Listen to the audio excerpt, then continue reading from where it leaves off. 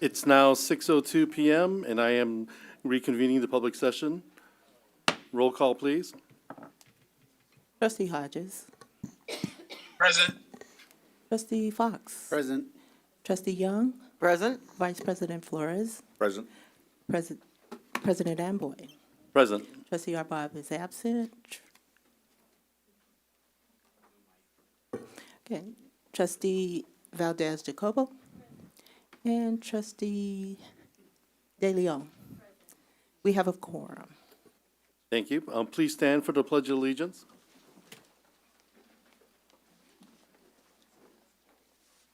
I pledge allegiance to the flag of the United States of America and to the republic for which it stands, one nation, under God, indivisible, with liberty and justice for all.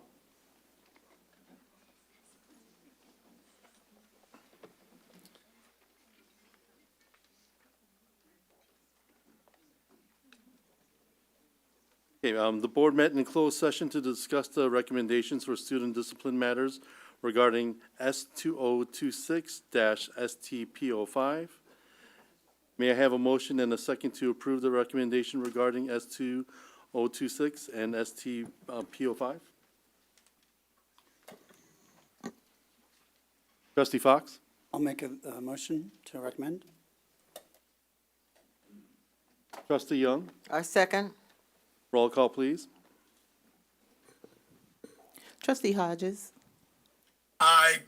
Trustee Fox. Aye. Trustee Young. Aye. Vice President Flores. Aye. And President Amboy. Aye. And the motion passes 5-0. The board had a conference with legal counsel regarding potential anticipated litigation. Information was received and no action was taken.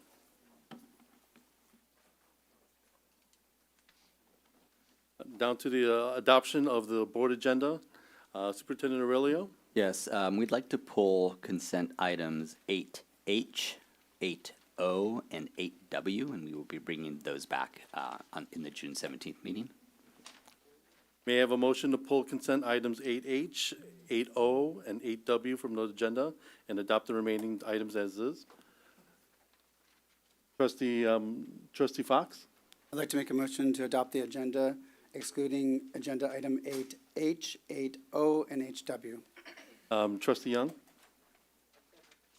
Roll call, please. Trustee Hodges. Aye. Trustee Fox. Aye. Trustee Young. Aye. Vice President Flores. Aye. President Amboy. Aye. Trustee Arbab. Aye. And Trustee Valdez Jacobo. Aye. And Trustee De Leon. Aye. And the motion passes. Thank you. Item 6, board presentations, adoption of resolutions, memoriams, community donation, acknowledgements, and recognition. We will now address resolutions 5137, 5138, 5139, which recognized May 25th, 2026 as Memorial Day, as Fallen Heroes Day, June 2026 as LGBTQ+ Pride Month, and June 2026 as Philippine Cultural Month, respectively. We would also like to formally acknowledge a generous donation made to the VCUSD Student Nutrition Department from the Peterson Farms Fresh LLC. Superintendent Aurelio? Yeah, so this first resolution recognizes Memorial Day, honoring our fallen heroes. Do I have a trustee who would like to read this resolution?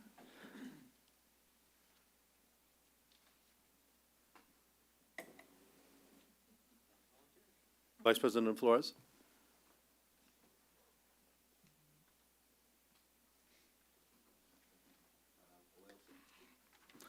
Vallejo City Unified School District Resolution Number 5137, recognizing May 25th, 2026 as Memorial Day, honoring our fallen heroes day.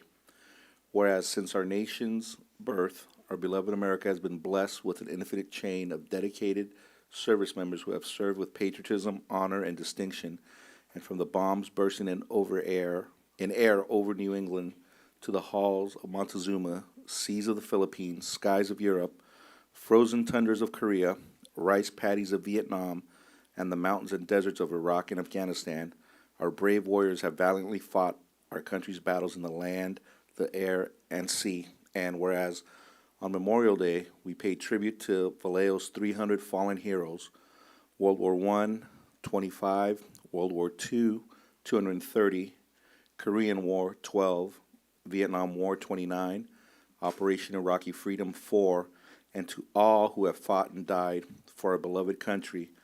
And we remember them today for what they fought for and who they were, proud and dedicated men and women, often far too young, who were guided by a deep and abiding camaraderie for fellow service members, love for their families and friends, and selfless service to our great nation. And whereas let us always remember and respect all of our nation's fallen warriors by living up to the ideals they died defending. And it is our charge to preserve liberty, to advance justice, and to sow the seeds of peace with honor, courage, and devotion worthy of our fallen heroes' legacy. So let us rededicate ourselves to these noble objectives by staying the course and sustaining our gains to prove that our cities and nation's best days are still ahead. And whereas on Monday, May 25th, 2 local ceremonies with immense support by the City of Vallejo will be held. The first at 9 a.m. for the 156th commemoration since 1871 at the Mare Island Naval Cemetery, hosted by the National Cemetery Administration and Vallejo Navy League, and the second at 11 a.m. at the Vallejo Warriors Memorial behind City Hall, hosted by the Disabled American Veterans Chapter 21 and the Vallejo Veterans Memorial Building Council. Therefore be it resolved that the Vallejo City Unified School District do hereby recognize Memorial Day, May 25th, 2026, as honoring our fallen heroes day, a day to remember and pray for the souls of those who died in war as they rest in eternal peace. And we urge the citizens of Vallejo to attend our annual Memorial Day ceremonies, to always keep our fallen heroes and their families, comrades, and caregivers close to our hearts. And we ask everyone to participate in a national moment of remembrance at 3 p.m. local time. Passed and adopted this 13th day of May 2026. With that, I'd like to make a motion for adoption of Resolution 5137. And do I have a second?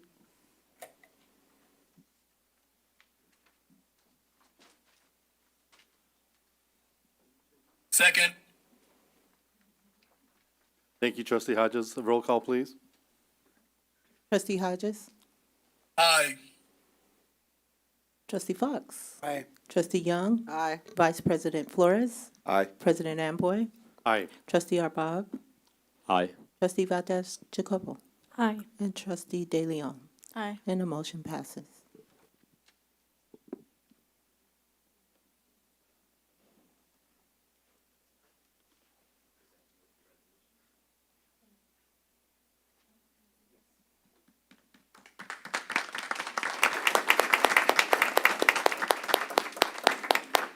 As the incoming commander for the DAV-21, I just want to say thank you. Thank you for recognizing our fallen veterans. It really means a lot to our community. Thank you. Thank you so much.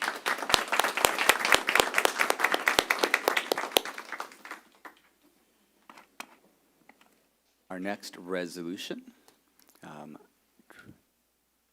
pull that up.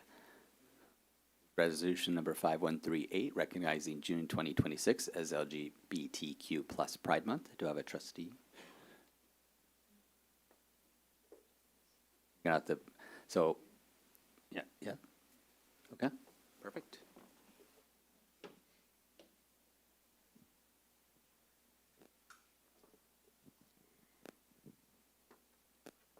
Vallejo City Unified School District, Resolution Number 5138, recognizing June 2026 as LGBTQ plus Pride Month. Whereas 57 years ago, in June 1969, a riot at a Manhattan gay bar, the Stonewall Inn, in retaliation to a police raid, precipitated the modern fight for lesbian, gay, bisexual, transgender, and queer rights. And whereas, because of acts of courage from those who demanded justice and from those who quietly pushed for progress, our nation has made great strides in recognizing what these brave individuals long knew to be true in their hearts, that love is love, and that no person should be judged by anything but the content of their character. And whereas, for every partnership that was not previously recognized under the law, and for every American who was denied their basic civil rights, the monumental 2015 Supreme Court ruling instilled newfound hope, affirming the belief that we are all fair when we are all treated as equals. And whereas, despite extraordinary progress, LGBTQ plus people still face discrimination and violence simply for being who they are, and there remains much work to do to extend and keep the promise of safety and liberty to every person in the United States. And whereas, now, more than ever, it is ever important for the LGBTQ plus to work with our allies to protect those of our community that are being targeted by political figures that seek to destroy not only our community, but the very fabric of our democracy. And whereas 2026 is the 28th year of the Southern Solano County and Vallejo LGBTQ plus community coming together to show our pride through service and support of the community in which we live, in the organization known as Vallejo Gay Network, and whereas during lesbian, gay, bisexual, transgender, and queer Pride Month, as we wave our flags of pride high and march boldly forward in parades and demonstrations, let us celebrate how far we have come and reaffirm our steadfast belief in the equal dignity of all residents of the United States. And whereas the Board of Trustees of the Vallejo City Unified School District proudly stands with the LGBTQ plus students, faculty, and all communities who struggle for basic human rights, for acceptance, visibility, safety, acknowledgement, and equability, in the quest for full equality under the law. Now, therefore, be it resolved that the Board of Trustees proclaim June 2026 as Lesbian, Gay, Bisexual, Transgender, and Queer Pride Month in the Vallejo City Unified School District of Vallejo, California. Thank you. Would you like to make a motion?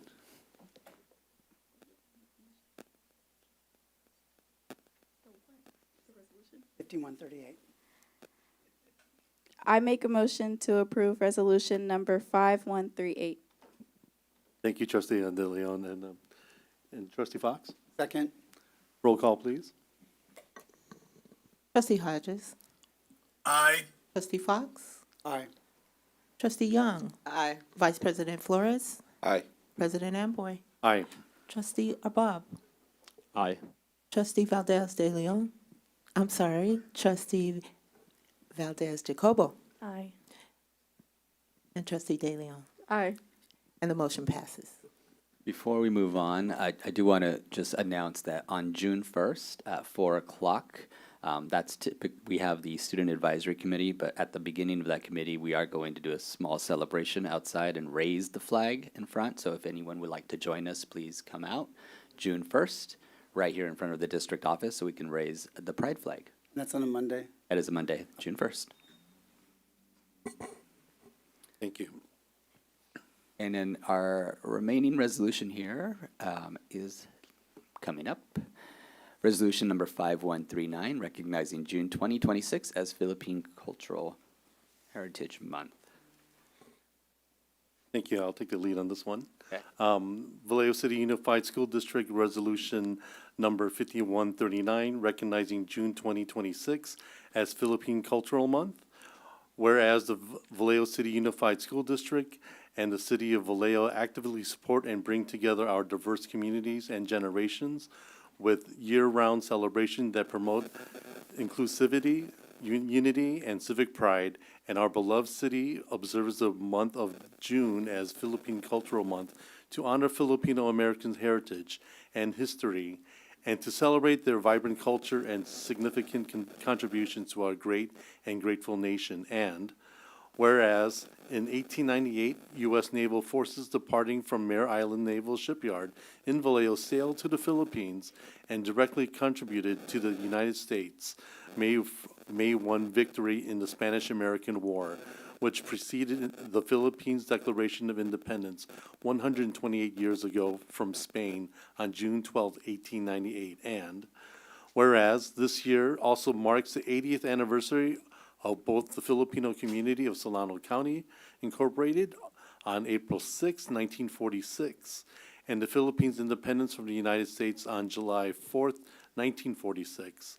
And the Filipino community recognizes the long-standing ties between the two nations and expresses gratitude for the opportunities that have allowed Filipino immigrants to contribute to the cultural, economic, and civic life of the United States. And whereas this year also commemorates the 40th annual celebration of Vallejo Pista Sanayon Festival, which draws over 10,000 visitors, and the 2026 theme honoring our culture through kwentuhan storytelling, highlighting the importance of strengthening intergenerational bonds, reconnecting with ancestral roots, fostering unity and belonging, encouraging appreciation of diverse cultures, and providing meaningful opportunities for artists, performers, and small businesses to share their work while supporting local economic vitality. And whereas the Philippine Cultural Committee invites our entire community to participate in the various activities updated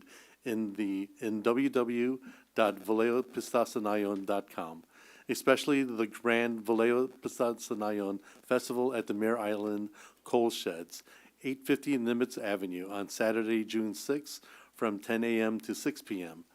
Now, therefore, be it resolved that the Governing Board of the Vallejo City Unified School District proclaims June 2026 as Philippine Cultural Month, and we encourage our diverse community to explore Philippine culture, honor the contributions of Filipino Americans who have helped shape our city and nation, and celebrate all people year-round, regardless of race, culture, origin, religion, age, ability, gender, or orientation, as we continue advancing the principles of diversity, equity, and inclusion. And with this, I'd like to make a motion to pass this MOU. Do I have a second? Trustee Fox? Second. A roll call, please. Trustee Hodges. Aye. Trustee Fox. Aye. Trustee Young. Aye. Vice President Flores. Aye. President Amboy. Aye. Trustee Arbab. Aye. Trustee Valdez Jacobo. Aye. And Trustee De Leon. Aye. And the motion passes. Do we have Maria Medina?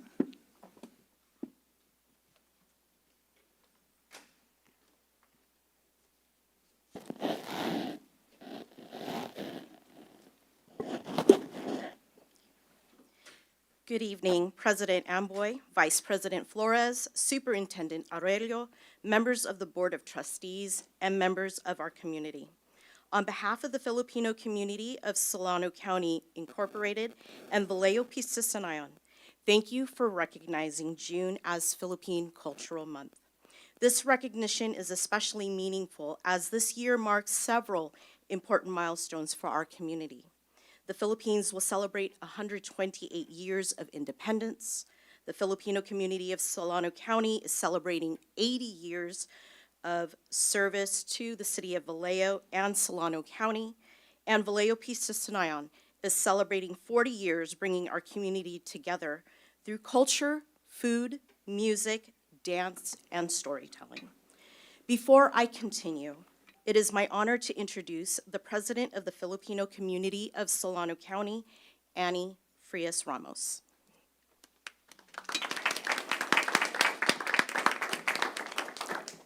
Once again, Superintendent Ruben Aurelio, President Glenn Amboy, Vice President Carlos Flores, and our trustees, Dr. Letia Yang, John Fax, and Dean Hodges, that's are not here.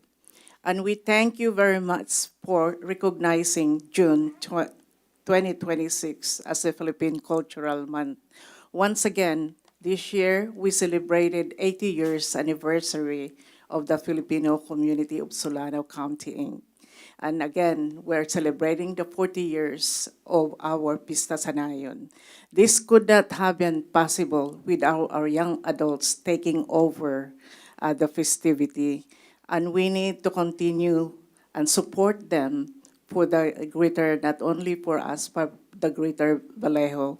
Our project this year that we had continue is scholarship of deserving graduating students. And this year, we have 5 scholars that we have choose from different schools that attained. So that is our #1 project this year.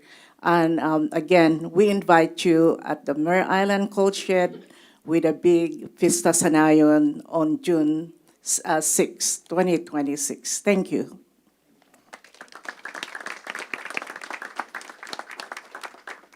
Thank you, Auntie Annie. Our theme this year is honoring our culture through kwentuhan, storytelling. And in Filipino families, kwentuhan is one of the ways we pass along our history, values, and sense of identity from one generation to the next. On Saturday, June 6th, from 10 a.m. to 6 p.m., please join our community at the Mare Island Coal Sheds to continue that tradition. When our schools recognize Philippine Cultural Month, they help ensure that these stories continue to be heard and carried forward to our youth. And with that, it is an honor to introduce 2 students from Jesse Bethel High School who represent the next generation, Rockwell, a senior, and Juliana, a junior. Maraming salamat at mabuhay. Nervous. Hello, good evening, everyone. I am Rocco Mendoza, again, senior at Jesse Bethel High School, and I'm also the dance team leader for cultural dance team at for a Filipino club, and I'm happy to also be the next gen stage MC, or one of the two. And I'm really happy to help represent, especially because it's the 40th anniversary of Pista Sanayon. So being able to go out there and represent and help bring out the next generation of not just Filipinos, but just a generation of people who's going to influence the world. I'm just very proud to be a part of that. So thank you.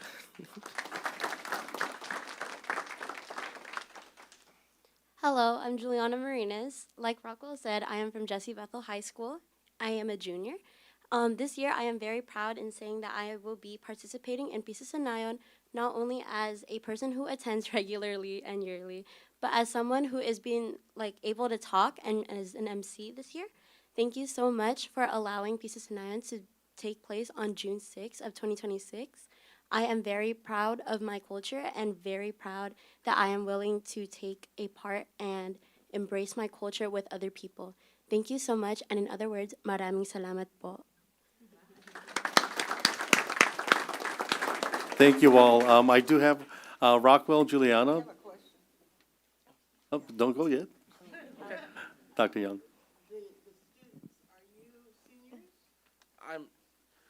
I'm a senior. Yes. Thank you. Where are you planning to attend college? I am planning to go to UC Riverside. Thank you.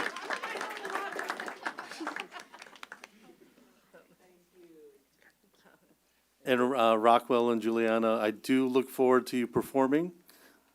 I have took my time to actually help teach their group a dance. I know it's been we've been practicing for maybe 3 weeks now, but I hope to increase more time with them and teach the dances that I know and pass that along to you. Just like the theme, it's taking my story, our story, and passing it along to the next generation.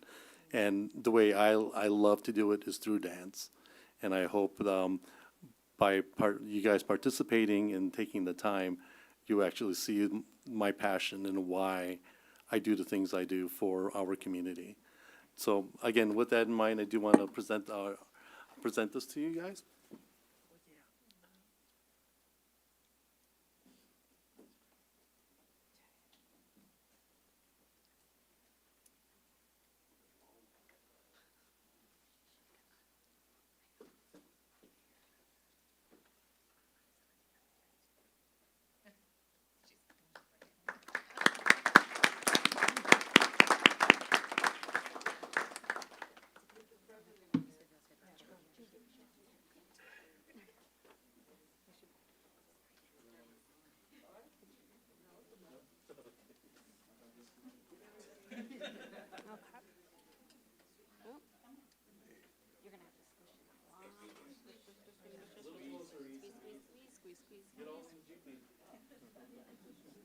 All right, ready? 1, 2, 3.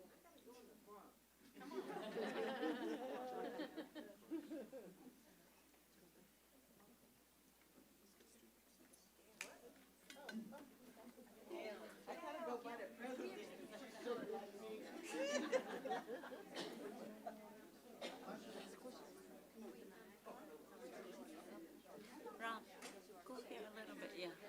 Sorry, that's my side.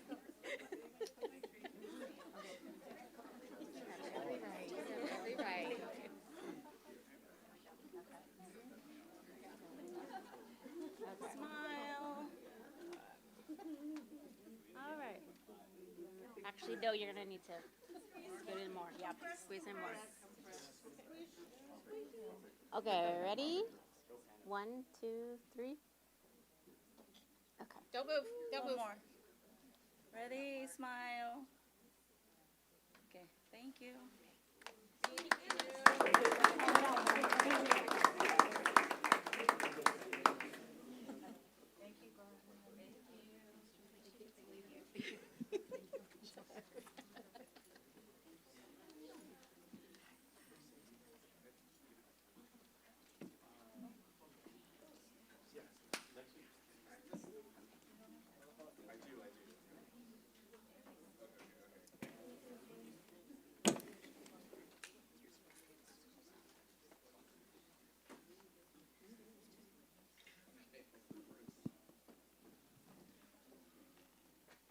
Oh, there is a AAPN celebration at Jesse Bethel on Tuesday where you can actually see Rockwell Juliana perform.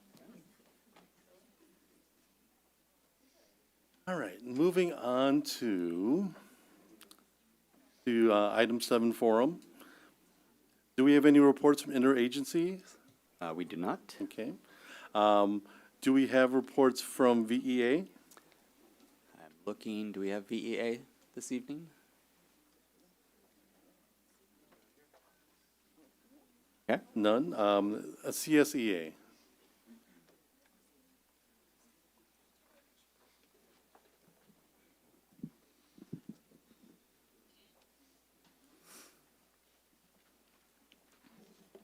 Good evening.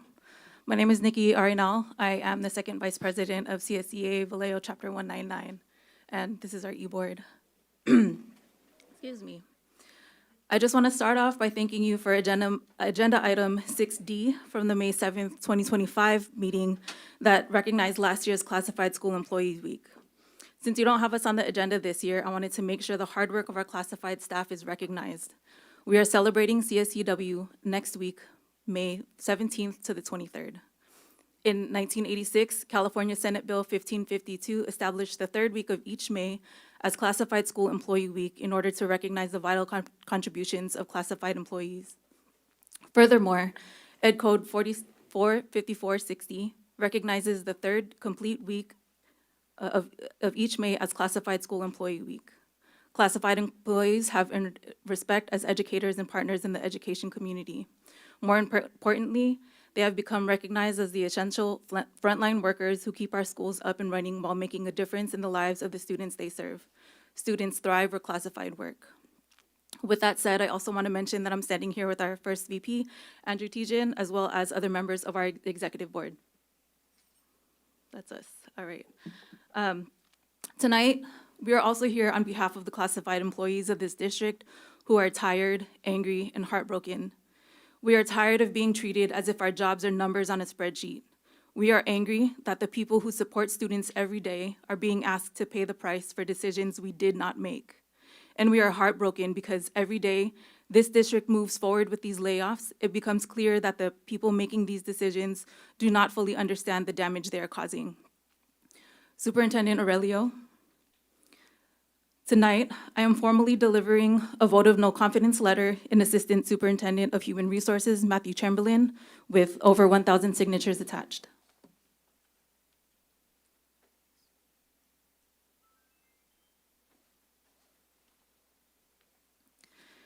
This letter comes from Vallejo City Unified staff, parents, and community members who have lost confidence in his leadership. It is not a step we take lightly. It is not personal. It is about responsibility.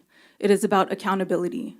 And it is about the failure of the district's human resources leadership at a moment when employees, students, and families have needed steady, competent, honest leadership the most. The Assistant Superintendent of Human Resources is supposed to oversee personnel functions, employee relations, personnel policies, procedures, collective bargaining agreements, and productive labor management relationships. That is the job. But under Mr. Chamberlain's leadership, labor management relations have not improved. They have deteriorated. Trust has not grown. It has collapsed. Stability has not been protected. It has been destroyed. At a time when this district claims it must make painful budget decisions, Human Resources has relied heavily on outside legal counsel at $395 per hour, plus mileage and tolls, to perform work that should be handled competently by district leadership. That is public money. That is money that could be going to students. That is money this district says it does not have when it talks about our jobs. And what has that spending produced? Not better outcomes, not smoother bargaining, not greater confidence, not fewer mistakes.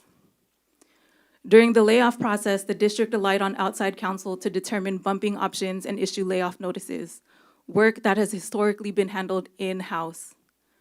And even after spending that money, employees received incorrect bumping options. Notices had to be reissued. Confusion spread. People whose livelihoods were on the line were left trying to understand what rights they had and whether the information they were given could even be trusted. This is not an administrative problem. This is a human problem. These are our lives, our families, our healthcare, our rent, our mortgages, our children, our futures. And while this was happening, CSEA had no choice but to file multiple unfair practice charges against the district for violations of the Educational Employment Relations Act. That should alarm every member of this board. It should alarm every parent. It should alarm every taxpayer. Because these are not isolated mistakes, they are a part of a pattern of poor decision-making, a pattern of unnecessary spending, a pattern of disrespect towards classified employees, a pattern of making decisions first and dealing with the damage later. And now, this same leadership is asking you to approve layoffs that will remove classified staff from our schools at the exact moment students need more support, not less. We are being asked to trust a process that has already failed us. We are being asked to trust layoff notices that had to be corrected. We are being asked to trust bargaining that was rushed and mishandled. We are being asked to trust a reorganization that forces experienced employees to compete for work many of us are already doing. We're being asked to trust human resources leadership that has lost the confidence of the employees it's supposed to serve. That is why this letter matters. This vote of no confidence is a warning to this board. Do not ignore what's happening right in front of you. Do not approve layoffs and then act surprised when schools are less safe, offices are understaffed, students lose support, and trust in this district falls even further. Do not allow the people closest to students to be sacrificed while the people responsible for this chaos face no accountability. Superintendent Aurelio, we are calling on the district to take immediate and decisive action to address these concerns, up to and including the removal of Matthew Chamberlain from his position. And to the board, I'm asking you to understand what this moment means. If you vote yes tonight, you're not just approving layoffs. You're endorsing the broken process that got us here. You're endorsing the mistakes, the wasted money, and the disrespect. You are endorsing the idea that classified employees can be blamed, displaced, reorganized, and erased when the people who created this instability continue without consequence. We are not asking for special treatment. We are asking for accountability. We are asking for competence. We are asking for respect. And we are asking you to stop these layoffs before more harm is done. Our students deserve better than this process. Our families deserve better than this instability. Our members deserve better than this disrespect. And this community deserves leadership it can trust. Accept this vote of no confidence and start holding the right people accountable. Vote no on the layoffs. Thank you.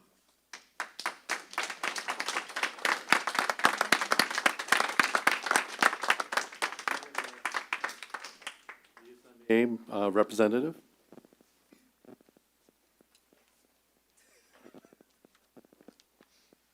No. Doesn't look like it, no. All right, District Advisory Committees? No reports this evening. Okay, now 70, we now have student reports, which includes a presentation from the City of Vallejo, VCUSD Youth Delegation regarding the 2026 NLC Congressional City Conference.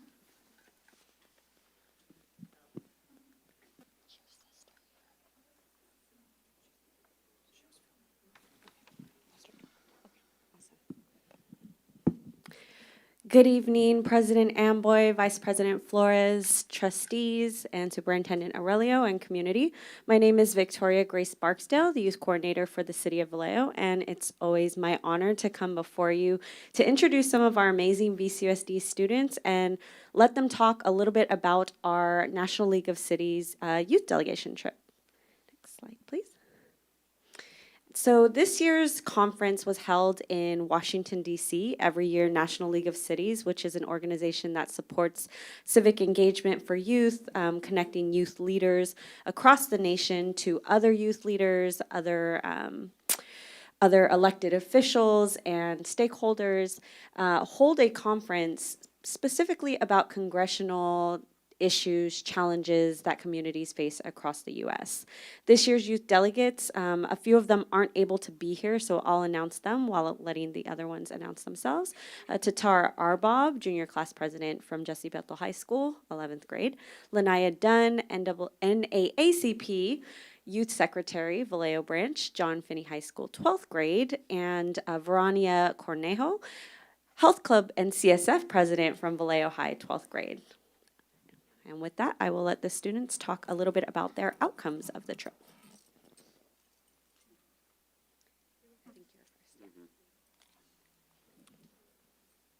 Right. Good evening, Superintendent, President, Vice President, Board, student trustees, and community. My name is Baroj Arbob. I'm the student representative and student trustee for Jesse Bethel High School. And I was one of the youth delegates that had the pleasure of attending the delegation to our state, our country's capital. So a few of the things I'd like to touch on were some of the workshops that we attended and the opening day of the youth delegation. So at the opening day, we got to learn from a bunch of leaders in their communities, for example, mayors, attorneys, council members, and we learned their journeys of how they got into positions of leadership and how they supported their communities through civic engagement. Some of the workshops that we had were workshops on municipal power, workshops on youth advocacy about issues that the youth faced. And issues on housing, because as we all know, housing is a issue that our country is facing, and as we venture into positions of power and leadership in the future, whatever they may be, housing is an issue that's going to come again and again and again. And it is important that we understand how important of an issue it is, and to learn more about it and how we as youth and adults can tackle it. And that's why that was such an influential workshop.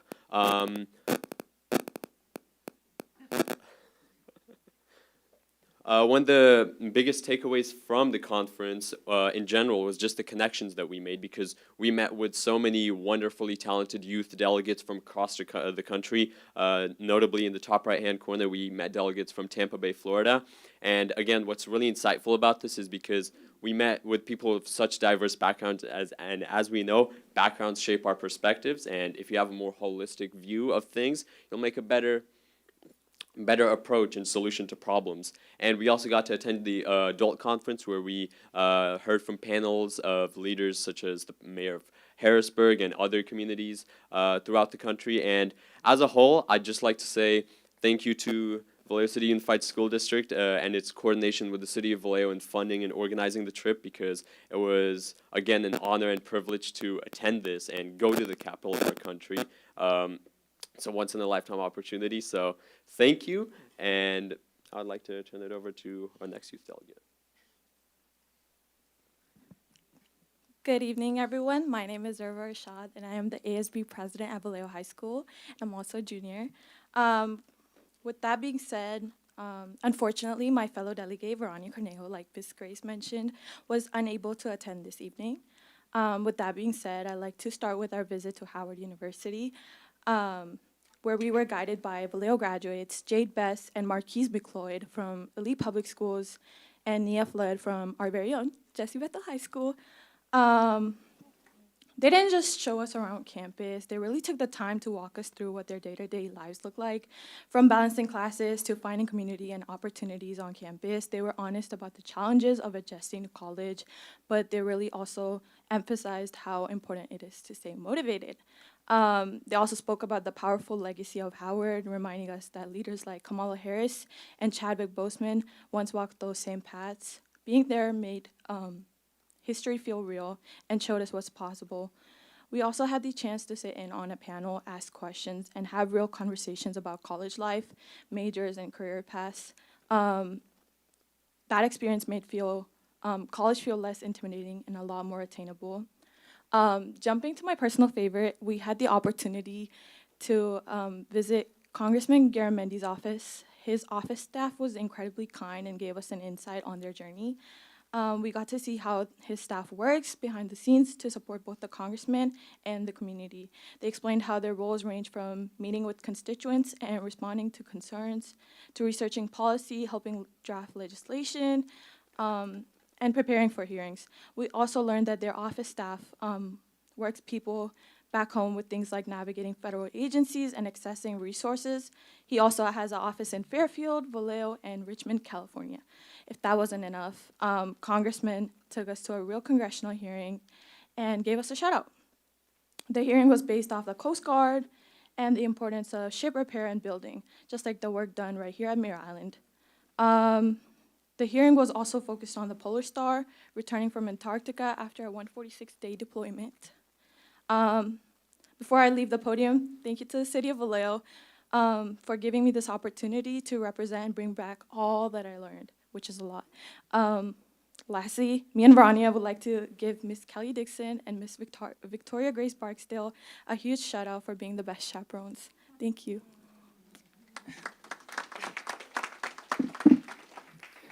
Hello, good evening. My name is Josiah Sisbilla, and I'm a student at John Finney High School. I was tasked with covering the historical museums and the monuments that we visited. The first museum we attended was the Museum of American History. It was very interesting seeing all the different things throughout American history. Each room felt like stepping into like a new era. One room you're learning about World War II, and the next you're learning about your favorite singer. The next museum we went to was the Museum of Natural History. There we saw endless amounts of objects from Earth and from space. We saw diamonds bigger than our hands and rocks from outer space.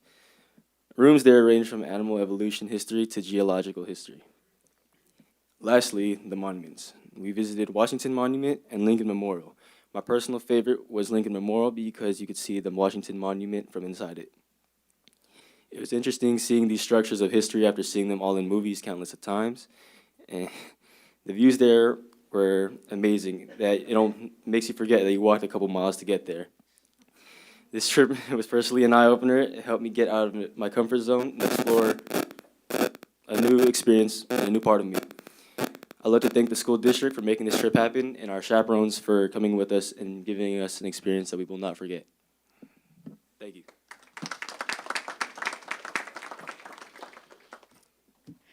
And so I'll end with this. As always, we want to make sure we're telling our story. These are some amazing students that were able to take a trip outside of our own community, outside of our little city of Vallejo, and really just show the world what we do here. Many of them made us so proud. They were eager to engage with other students. They were eager to share some of the resources that we have for them here in Vallejo. And they did a great job in representing VCUSD, their schools, and our community. I want to give a special shout out to Miss Kelly Dixon, awesome chaperone, co-chaperone, and a particular favorite because she was also my VCUSD counterpart while I worked there. So shout out to her. And lastly, I just want to thank the board and VCUSD for continuing to partner with us. This was a project.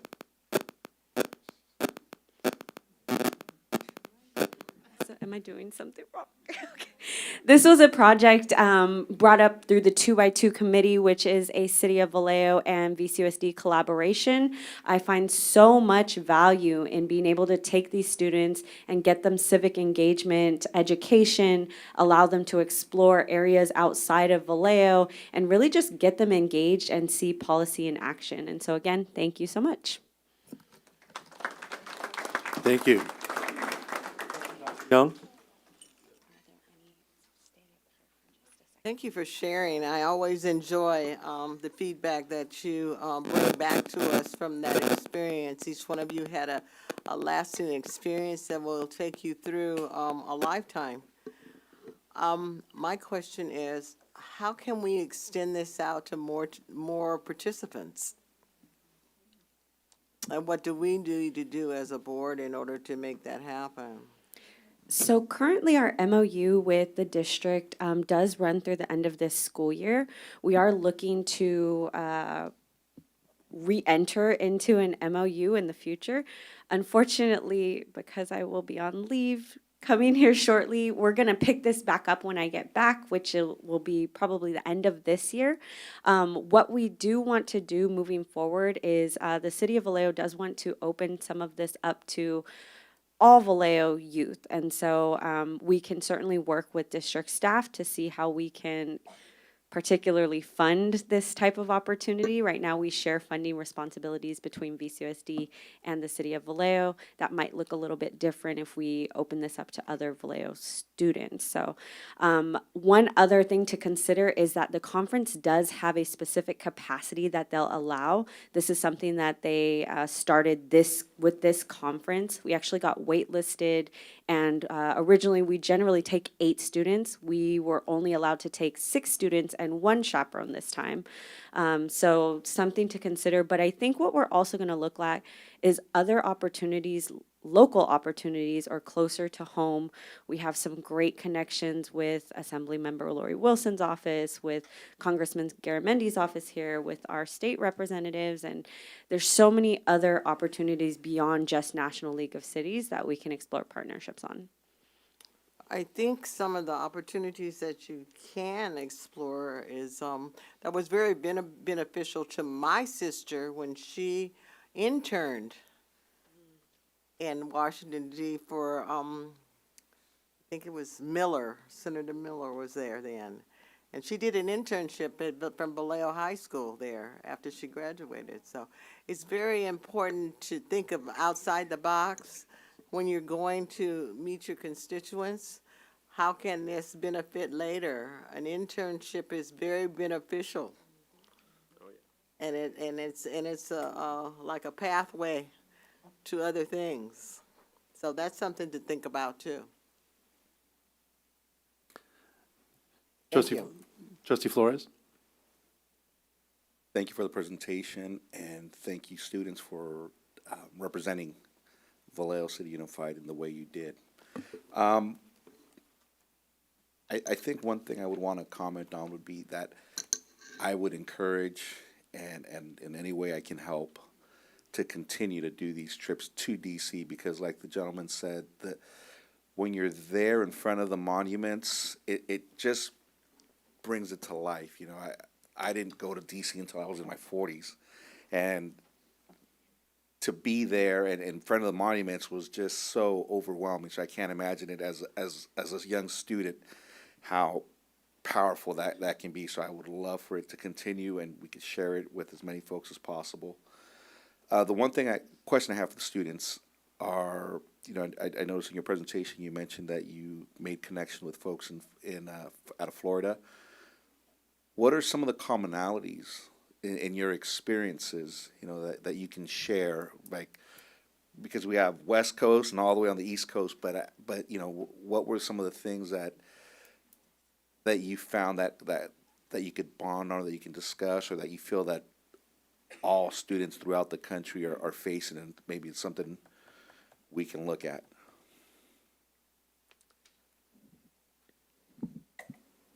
I'll go ahead and comment on this, and thank you for your question. This is a commonality that I also found when I went and I had the pleasure of going on the Salt Lake City delegation, was that we had a lot of commonalities in what we worked for as leaders. So the leaders from not only Tampa Bay, Florida, but in our last delegation, we also coordinated events outside of the National League of Cities with students from Fairfield, Ohio. And what we found was we were common in that we were all driven by a focus on empowering the youth. And what's always been a focus of the National League of Cities youth delegation is the youth, because obviously the National League of Cities is something that's very old. It's existed for decades and decades. And the youth delegation was actually, it's created by and it's worked on by the youth. And so we always, in coordination with these other youth delegations, we always wanted to empower youth. And so we always had this push for, let's make it so the youth have a bigger say in the community, right? Not only to have a role as youth leaders, but as leaders. Because one of the comments made by one of the panelists at the youth delegation was that the youth are not only the future, they're the present as well. The youth can have an impact today, tomorrow, yesterday, everywhere. And so that's one of the commonalities we found. And there were also a lot of commonalities on issues that we all faced. For example, a lot of people give Vallejo this bad rep of, oh, we have potholes, we have certain hindrances in education. These issues were in Vallejo, in Tampa Bay, Florida, in Fairfield, Ohio, in Oregon. These aren't just issues in Vallejo. These are issues that our country is facing. So it's not something that we can put our city down for. Instead, we should look for solutions for these issues. And one way we found to do that was we created a network of more than 80+ youth delegates from more than 10 different states. And we have a plan of, if any time we have an issue in our cities that we would like feedback on, we have a wide cohort of students that we can ask for feedback and see how their cities are tackling these issues. So that's my part. Thank you. To add on to what Trustee Bob said, our workshops were heavily based on homelessness and housing shortage. And I think that is something that we talked about before the trip as well. Because mind you, we don't really know what the workshops will be about before, like, per hand, you know? So that was something that was, like, really shocking, because can you just imagine, like, I would think Florida is, like, a rich state, you know, but apparently it's not. And there's the same amount of homelessness people, like, you know, and yeah, that's all I gotta say, guys. How about you, young man? They kind of said everything that was all in one. Awesome. Well, thank you all. I appreciate you. Yeah, thank you all. And you know, I said this before, and my eldest, 7 years ago, she did attend the Washington trip like you all, but when she attended, it was the beginning of the pandemic. So it was scary times as a parent, not knowing if she was going to be able to get home on a flight from DC to back home to Vallejo, And when she did arrive, came home, she did come back with COVID, and it was just scary times. But again, but the point of what I wanted to say was, she still keeps in touch with some of the delegates after 7 years. So it's been impactful, and they do keep in touch, from online and just sending messages, still supporting each other. So again, I hope that you take that experience that what my eldest has done as well. So again, thank you. Thank you all. All right, we're moving on to 7E, community forums. Yes, and we do have 4 cards. I'm going to call these out. There'll be 3 minutes. Julie Barba, followed. We jumped ahead. We still have student reports. Oh, I'm sorry. I'm so Sorry, folks. Sorry, Sorry, students. sorry. It's okay. Okay, I'm gonna start it off. Good evening, community and board. My name is Sonia Valdez Jacobo. I am student trustee, proudly representing Vallejo High School. And let's get started. It's a lengthy student report. All right. We're in full swing of the 4th quarter, and students are focused on closing this year out successfully. The Vallejo High School Band competed at Music in the Park on April 25th. Our band won first place in their division and won Best Overall High School Concert Band. On April 14th, Kaiser's Imagination Stage did 2 performances of their play Ghosted. Ghosted tells the story of 3 high school students who are forced to cope with the ultimately death of a classmate. The play focused on mental health and appropriate coping strategies. The play was so well received that they will be returning on May 27th to do 2 more performances. Also, the Vallejo High School admin team is hosting a trip to Great America for 150 underclassmen who meet the attendance and behavioral standards set. This trip was planned as an incentive to increase student attendance, reduce negative behavior, and increase NWEA participation and completion. This trip is free to students, and it has created quite the buzz on the campus. The date for this trip is June 5th. In an effort to think VCUSD first and bring students back to VCUSD, on Tuesday, April 28th, in collaboration with Caliber Schools, Principal Marshall arranged for a group of 8th graders from Caliber Changemakers to come and visit the Vallejo High campus.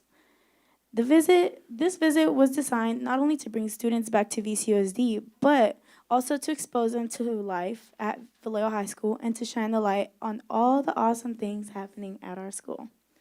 They were given a tour of the campus, heard about our pathways and academies, and engaged in a question and answer with Vallejo High School leadership students. AP testing and CAS testing are in a full swing, and our students are showing up ready. Really early, but we're there. Like, I have my counselors yelling at me, like, Sophie, hurry up, you're late. So, Vallejo High School seniors left this morning on their senior trip to Disneyland and the Vallejo High School prom this Saturday. Special Olympics is this Friday at Corbis Field, beginning at 10 a.m. and events concluding at 12:30 p.m. at Corbis Field. Students participating are from 1st grade through the district post-secondary program. Vallejo cheerleaders are going to be there. We're going to be cheering everyone on. So, now more on the personal side. AP testing, I got 2 done. I'm on my last one. You guys are seeing me one more day. Tomorrow, 7:45. Yes. Then also a little update. My ankle's better. I know you guys don't see me in my boot no more, so that's good. And my birthday's this weekend, so yeah. So yeah, just trying to finish the year strong, getting ready to close off, and getting ready to say goodbye to my student trustee position. Thank you, guys. Before we move on, there are seats available now up front if people want to take some seats. They were reserved for the students that were presenting, so please feel free to take a seat. Okay. On April 26th, John Finney visited California State University of Sacramento, with our principal, our academic support provider from both John Finney and leadership, and our art and leadership teacher, which I did that whole entire field trip and all the planning by myself. So the students should love me right now. Our principal also shared that she attended college there for her undergraduate studies. We learned that Sacramento State has one of the best nursing programs in California. One of the coolest things we saw was a robot used to stimulate childbirth for nursing students. We participated in a school site council meeting where Principal Whitson presented the academic goals and budget from our school site plan to students, parents, and staff. On April 23rd, students attended a biotech event at Solano Community College to learn more about careers and opportunities in biotechnology. Mental Health Awareness Month started with a lot of positive activities on campus. Our mental health support provider, Miss Judy, organized wellness activities for students and staff during lunch. She also provided pizza during our mental health wellness walk.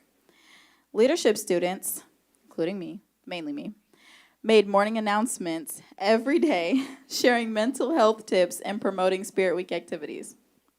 Also, juniors began CAS testing this month. To encourage students, we created motivational phrases and displayed posters from the district office around campus and at the front of the school for the community to see. We also celebrated Teacher Appreciation Week with a special event for our teachers. Students wrote and shared heartfelt poems with teachers. Principal Whitson's sister provided a catered Chick-fil-A lunch and cake for the teachers to enjoy. Teachers appreciated the celebration and enjoyed spending time together. Also, our Senior Sunset event will take place this Friday, May 15th, right after school. Seniors and their families have been invited to attend this special celebration. Students will receive awards and recognition for their accomplishments throughout the school year. The event is an opportunity for students, families, and staff to come together and celebrate the graduating senior class, and we're looking forward to creating positive memories and celebrating this important milestone together. Our two art classes, I want to say, also had the opportunity to, I don't know who she's through, but her name's Jenna, and she comes in and we do paintings and stuff with her. So she came and we got to paint these like outer space paintings that will be in the art show this Saturday at the Solano County Fairgrounds from 10 a.m. to 2 p.m., I think. I'm pretty sure. On a personal note, aside from getting ready to graduate, on the sadder side, I guess, last board meeting, April 22nd, I actually lost my great-grandmother, so I did miss that meeting. But on the happier side, recently I committed to Solano Community College, where I'm playing softball and majoring in early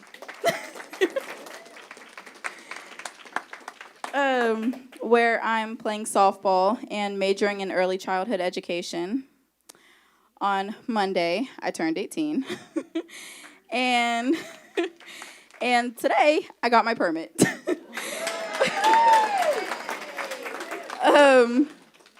And on Thursday, I will be at the Law Academy dinner at Jesse Bethel and earning my cords for being in Law Academy from Bethel. So, and aside from that, it's all softball. I'm in playoffs, so this week is game after game after game, school, game, literally back and forth. Luckily, I'm not testing this week because I'm not a sophomore. Or junior, sorry. I tested a few weeks ago, but kudos to you guys and your AP tests, because no. Trustee Arbab?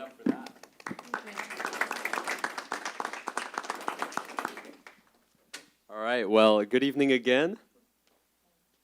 All good.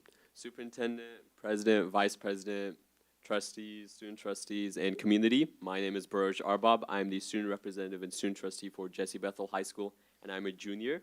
I'll go through a rundown of recent events personally and of the students in Jesse Bethel High School and our city of Vallejo. So just yesterday, we had the presentation to City Hall, just like the one we did today, and it was, again, a great opportunity to share with not only the leadership in this city, but with our community of the youth delegation and how much of an impact it had on all of us youth delegates. A few recent events at Jesse Bethel High School. We had the spring night market, which we have a night market during the fall, winter, and spring, where we have a celebration of our clubs and organizations, where we invite students and families from all across the district to come and enjoy the stuff that our clubs are selling to fundraise for themselves. We also had our volleyball and softball senior night, so if we can clap it up for our seniors in volleyball and softball. Leadership program in Vallejo, namely Future Leadership Solano. We recently, this last Saturday, had a session at City Hall where we had the privilege of doing a mock City Hall session with Mayor Andrea Soros, our council members, such as Councilmember Gordon, Matulak, Tanya, and Gordon. And it was a great opportunity for the students to see firsthand how a City Hall meeting works, and to learn from our council members and leaders in the city of how they progress through their journey as leaders. And again, on just a note of how impactful it is that these people that have so much going on in their lives were able to take time out of their day to come and talk to the youth, to speak with the youth, to participate in a City Hall session with the youth at City Hall. And it's a great privilege for the students and an honor that we can host events like these for the students in Vallejo, because our students deserve this. We also recently, during March, we won the March Madness Attendance Awareness, and this is our third consecutive one at Jesse Bethel High School, so repeat. We also have the AAPN celebration soon at Jesse Bethel High School, where President Amboy has come and practiced with our fellow students in their dance. And that will be soon, so I invite the entire community to come and watch our students perform. I'd like to congratulate one of our students at Jesse Bethel High School, Sean Paul Calagua, who is the president of the Jesse Bethel Society of Motion Pictures and Television, which is the first student high school chapter of SMPTE in the country, which is a great thing, so props to him.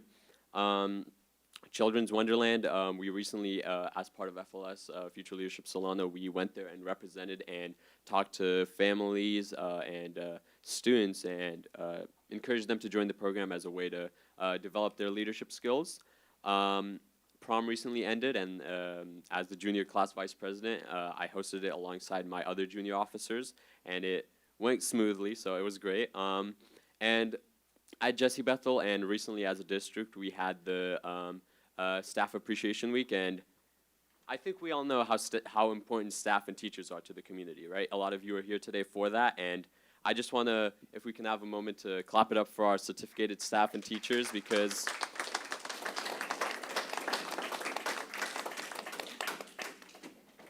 what makes Vallejo Vallejo, what makes our district, is the people. That's what I've always believed. That's why I have so much pride in the city. It doesn't matter what other cities may provide.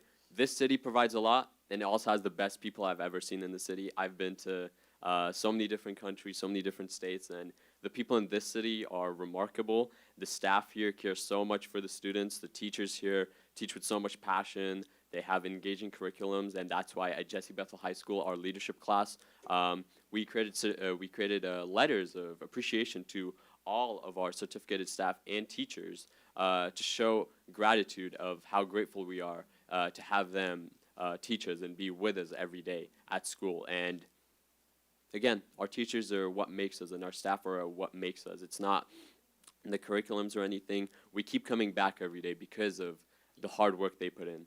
And we recognize that as both a district and as a student myself. I really value the work put in by our teachers and by our staff to keep our schools running and make us want to come back for more every day. So thank you to our staff. And then on a personal note, I had my 6th and last AP exam just today. So Yeah, academics can be rough, but it was enjoyable. Our proctors were great. Our counselors were also great. And this goes on the note to the district. A few years back, this was my freshman year, I had a lot of senior friends that mentored me, and they're the ones that made me who I am today as both a student and a leader.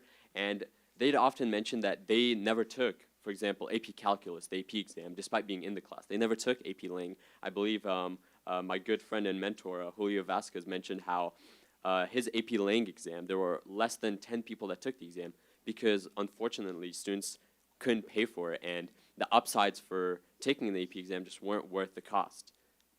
But the fact that we are able to pay for it now and students can take it freely, we had 87 people take the AP Lang exam today.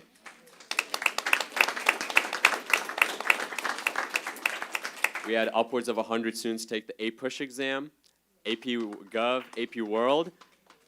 Thank you to the district, and thank you for the funding of these exams because, again, it really hurts when a student is so talented and they can't take this exam that's so valuable for colleges and getting into colleges and these programs because they can't pay for it. That hurts because it limits a student's potential. So the fact that you are paid for, that's really appreciated, and all the students really appreciate it. So thank you to VCUSD for funding the AP exams and the SAT, and I hope we can keep doing that year after year. So thank you, and that's my student report. Also, because Bethel's my homeschool and I didn't hear it, they also had students from their football and cheer teams go to Wardlaw and read books to the kids. So I had to, yeah, I seen that.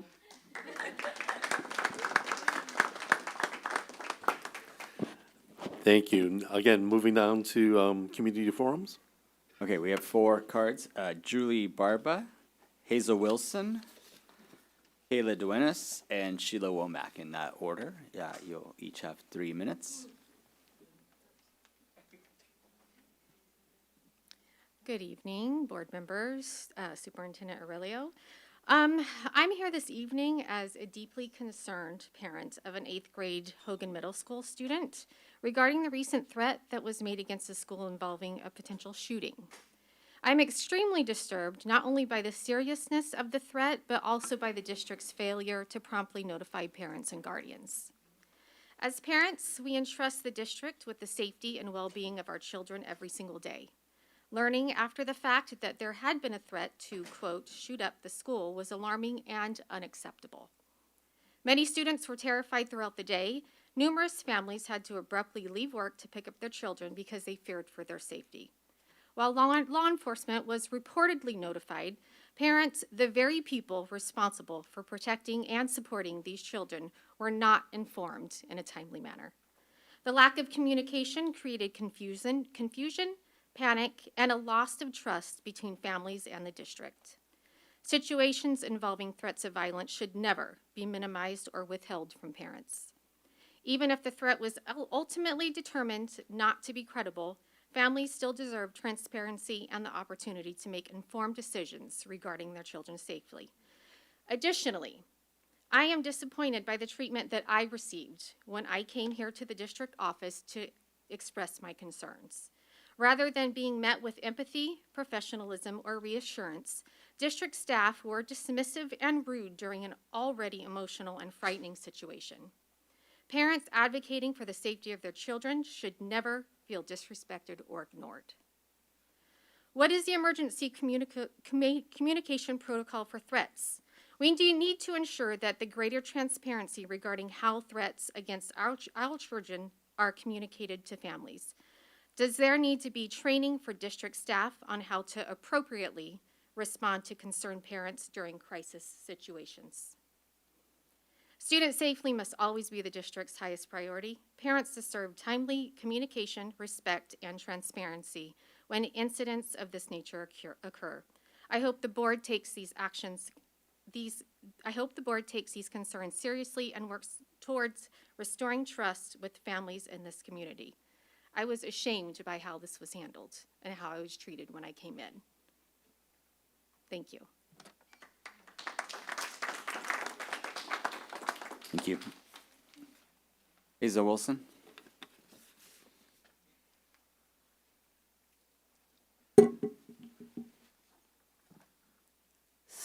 Superintendent Aurelio, President Amboy, and members of the board.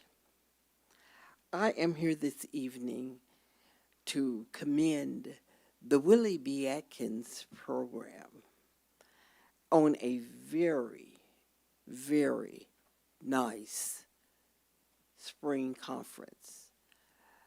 The conference was sponsored, hosted by Alpha Kappa Alpha Sorority Incorporated Kappa Beta Omega chapter. I am their education chair as well as the education chair for branch 1081 in AACP. I commend the Willie B. Atkins program for the work that they are doing and have done with our children. I also invite you to the 2026 African American graduation sponsored by Alpha Kappa Alpha Sorority Kappa Beta Omega chapter, where we celebrate and honor the graduates. There will be thousands of dollars in scholarships, grants, and other awards. The Willie B. Atkins program will be celebrating the 40th year in October. And this program was brought to the district 40 years ago because the kids only knew about local universities, PWIs. They didn't know about the HBCUs. And I was pleased that the students mentioned Howard University. Because you see, Howard University is one of the foremost HBCUs. And it's also where Kamala Harris attended college. And it's also January 15th, 1908 is where Alpha Kappa Alpha was founded. And of course, that's valuable to Dr. Young and myself, both being members. So we hope that you will attend the African American graduation. All can participate. Yes, it's the African American graduation, but we invite everyone to participate. We will be in the schools this week, and the young people can take a picture of the QR code. QRI code. QR yes. code. QR code. We got QR code, yes. And participate. Thank you. We do want to mention one more thing. I know I'm over time. We are wrapping up our CHIP program, Childhood Hunger Program, for the last 4 years. Every Thursday morning, we take 65 bags of packaged food, snacks, etc., so that students and families will have for the weekend. That program is it's been a 4-year program, and we are pleased to have partnered with Grace Patterson Elementary School, because you see, all kids are important to us. And in July, we will find out what our next 4-year program will be, and we will be contacting the district so that we can partner with a number of schools, or if it's just a one-school program, but we serve children, all ages. Thank you. Can I just ask one quick question, Ms. Wilson? On the graduation, is there a date and time? Oh, that would help. I want to make sure. Just a minor. It's June 7th, 3 o'clock in the afternoon at Friendship Missionary Baptist Church. And that's part of the culture of the African American a graduation, because everything in our community back in the day was centered from the church. Thank you. Thank you.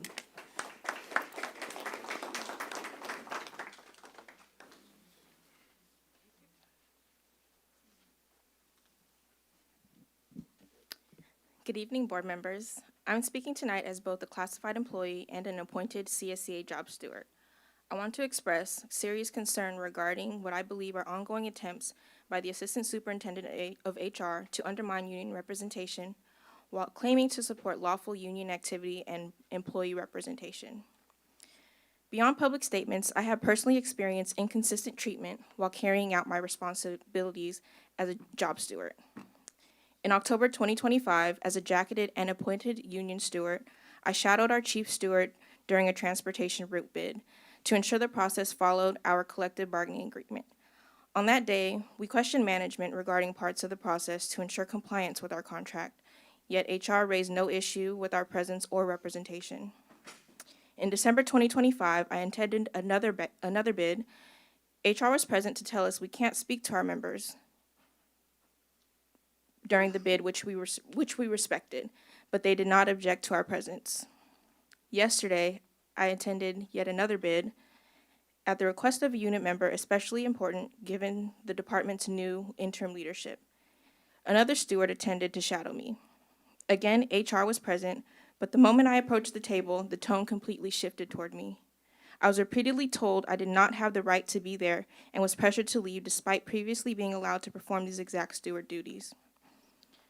To avoid accusations of insubordination, I left. What concerns me most is the inconsistency. The rules appear to change depending on the situation or individuals involved. Employees should not feel intimidated for seeking representation, and job stewards should not be obstructed for advocating for our coworkers' rights. And I want to speak directly to Vice President Flores, given your connection to organized labor through District Council 16. Is this what labor solidarity looks like to you? Is this the type of conduct you support through your votes and continue to support to this administration? Because many classified employees no longer feel this district respects lawful union representation or the employees fighting to protect their coworkers. At a time when morale is already suffering across the district, leadership should be working to build trust with employees, not deepen the division. Thank you.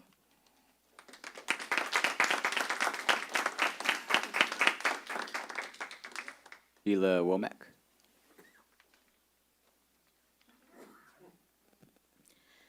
Good evening. Tonight I want to talk about JF University again, because this community was told the district had to sever ties with JF University immediately after CSEA raised serious concerns about the organization's public comments and its stated intentions for working with students. That was the right decision.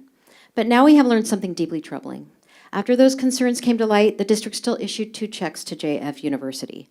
One check on April 7th for $9,542, another check on April 28th for $51,348. That is nearly $61,000 more to an organization this district supposedly needed to cut ties with immediately. Let's be fair. If a contract is terminated early, a district may still have to pay for services that were already provided, unless the vendor breached the agreement. But that is exactly the point. If this district was concerned enough to terminate the contract, why was it not concerned enough to fully investigate whether the services were actually performed as promised? Why was payment made so quickly after ties were severed? Did the district use every dispute resolution option in the contract? Did the district fight to recover public funds? Did the district verify that no religious instruction or indoctrination occurred before writing those checks? We do not know all of those answers yet, but we do know this. When it comes to classified employees, this district knows how to fight. You fight us at the bargaining table. You fight us with outside attorneys. You fight us over information requests. You fight us while trying to eliminate our jobs and force people to reapply for work they already do. So where was that same fight with JF University? Where was that same toughness when public dollars were going back out the door? Where was that same urgency to protect students, protect taxpayers, and protect the integrity of this district? That is what makes this so painful to hear. When classified employees ask questions, we are treated like the problem. When we fight to protect student services, we are accused of getting in the way. But when a contractor creates a public scandal, the district still finds a way to write more checks. That is a misplaced priority. That is exactly why this community has lost trust. You say there is not enough money to keep classified employees in our schools, but there was money for this. You say cuts are unavoidable, but this district keeps making choices that tell us who and what is willing to protect. Our students deserve answers. Taxpayers deserve answers. And classified employees deserve to know why this district fights harder against us than it appears to have fought against a contractor it had every reason to question. Do not approve these layoffs. Stop spending money in ways that we can trust. Start protecting students and the people who serve them every day. Vote no.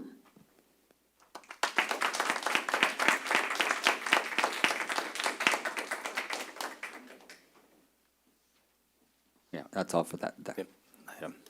Thank you. Moving on to item 8, consent. Next is our consent items A through AC. Excluding those items mentioned, We have one card for consent item. Do you want to take the card first before? Let's take the card first. Okay. Nina Martinez?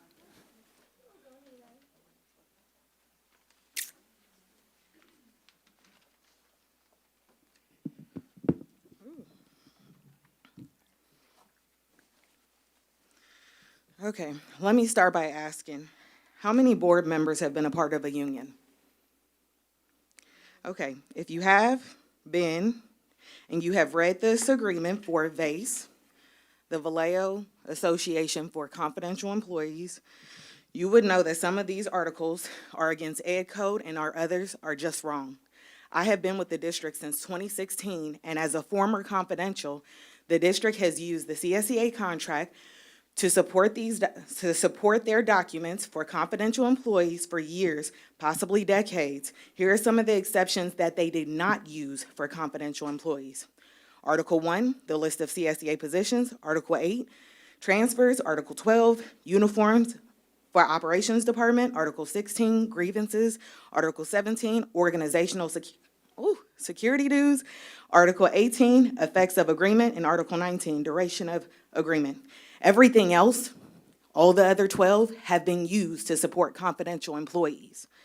We keep hearing confidentials are like managers, but they do not get paid like managers. They recently had a fight to get their benefits matched to classified again, and that was passed, which helps them. But when they did have those benefits, they were paying the same as the managers making over $100K. Make that make sense. They have rights to the March 15th layoff notice, and the contract that is presented to you would change that.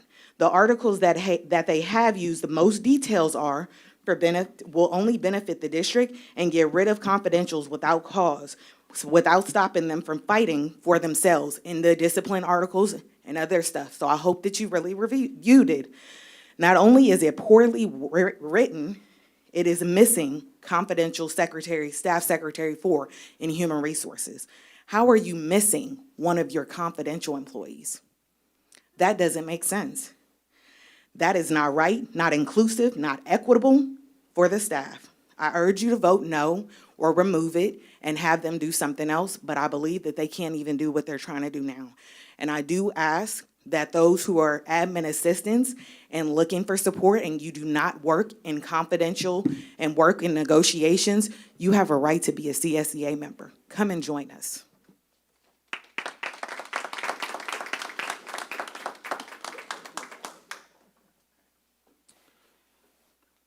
All right, may I have a motion and a second to approve the consent items, excluding those that we adopted in the agenda? Vice President Flores? Make a motion to adopt consent items A through AC minus H, O, and W. And do I have a second? Second. Roll call, please. Trustee Hodges. Aye. Trustee Fox. Aye. Trustee Young.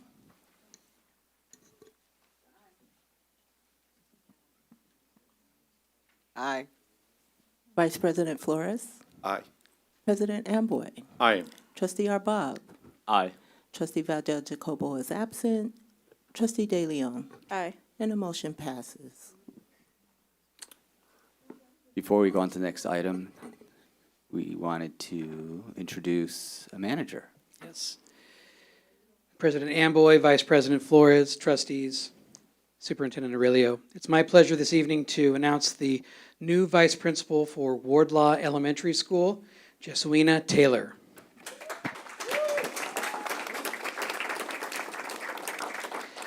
Since the beginning of her career at Highland Elementary in 2017, Jesse served as a 4th, 5th, and 6th grade teacher before transitioning into the role of induction teacher leader in 2024. She is passionate about building strong relationships with students, staff, and families while maintaining high expectations and student-centered approaches to leadership and instruction. Jesse values collaboration, consistency, and creating systems that ensure all students have access to the academic, social, and emotional support needed to thrive. Her goal is to build systems that prepare students to be not only college and career ready, but college and career competitive.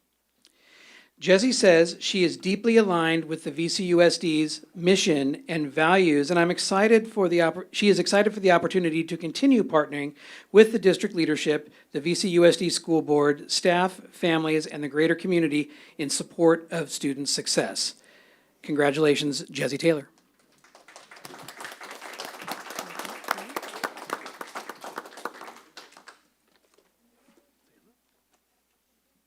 Hello, thank you so much for having me here. Am I supposed to say anything else? I look forward to all the work we can do together. Okay. Young? You don't get off that easy.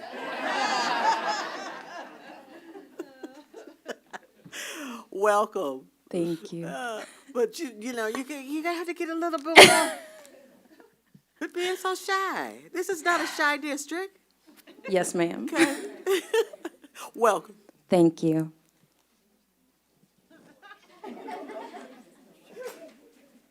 Thank you. Okay. Item 9, information. We have a presentation of the 25-26 end-of-year projections, third interim budget by Executive Director Dr. Paul Mansing. Yes. I think he's making his way up to the podium. Dr. Mansing.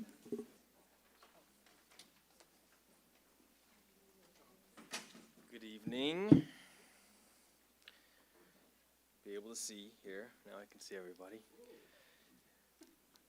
Good evening, Superintendent. Good evening, President. Good evening, Vice President. Good evening, Board Trustees, Student Trustees, and community.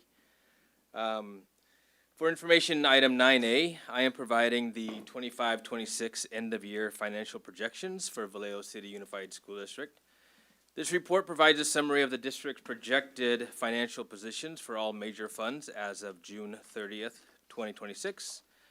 For each fund listed, the report shows how much money was available at the beginning of the year, how much revenue is expected to be received, how much is projected to be spent, and the estimated year-end balance remaining for each fund. By reviewing the beginning and ending balances, the board and the school community can better understand how district resources are being used throughout the year, which funds are increasing or decreasing, and district's overall financial condition and ability to support ongoing programs, services, operations, and facility needs. This report provides the board and community with an update of district's projected revenues, expenditures, and year-end balances for all major funds based on current financial information and updated estimates through the third interim reporting period. This projection is part of the district's third interim financial reporting process, which is required due to the district submitting a qualified second interim certification earlier this year. State law does require the district to submit these financial projections to the county, state agencies by June 1st. So they can monitor the district's financial condition and cash flow through the end of the fiscal year. As of this report, all district funds are projected to end the year with positive fund balances, including the general fund and other major operating and capital funds. This report also includes projected cash balances. At this time, the district expects to maintain sufficient cash flow through the end of the fiscal year without the need for external borrowing or payment deferrals. The third interim projections show that district continues to maintain positive balances across the major funds while carefully monitoring expenditures, reserves, and long-term financial obligations. Staff will continue to monitor fiscal conditions, enrollment trends, state funding updates, and operational needs as we move toward year-end closing and preparation for the 26-27 budget cycle. I would like to thank, acknowledge, and appreciate the work of all of our business services team for their hard work and dedication in completing the third interim financial projections with a very short timeline and preparing this information for presentation to the board and the community. I also want to thank you, Superintendent, Board President, Vice President, Board Trustees, Student Trustees, and community for all they do for the students of Vallejo City Unified School District.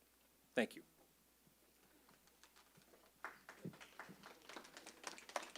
Don't go yet. Any questions from anyone? Questions? Okay, I guess you can go. Thank you. Appreciate it. Item 10, action. We have several action items to consider. A through G, Superintendent Aurelio. Great, so the first item is a contract, a non-revocable gymnasium licensing agreement between Griffin Technology Academies and the Continentals of Omega Boys and Girls Club. We ask that the board approve this agreement.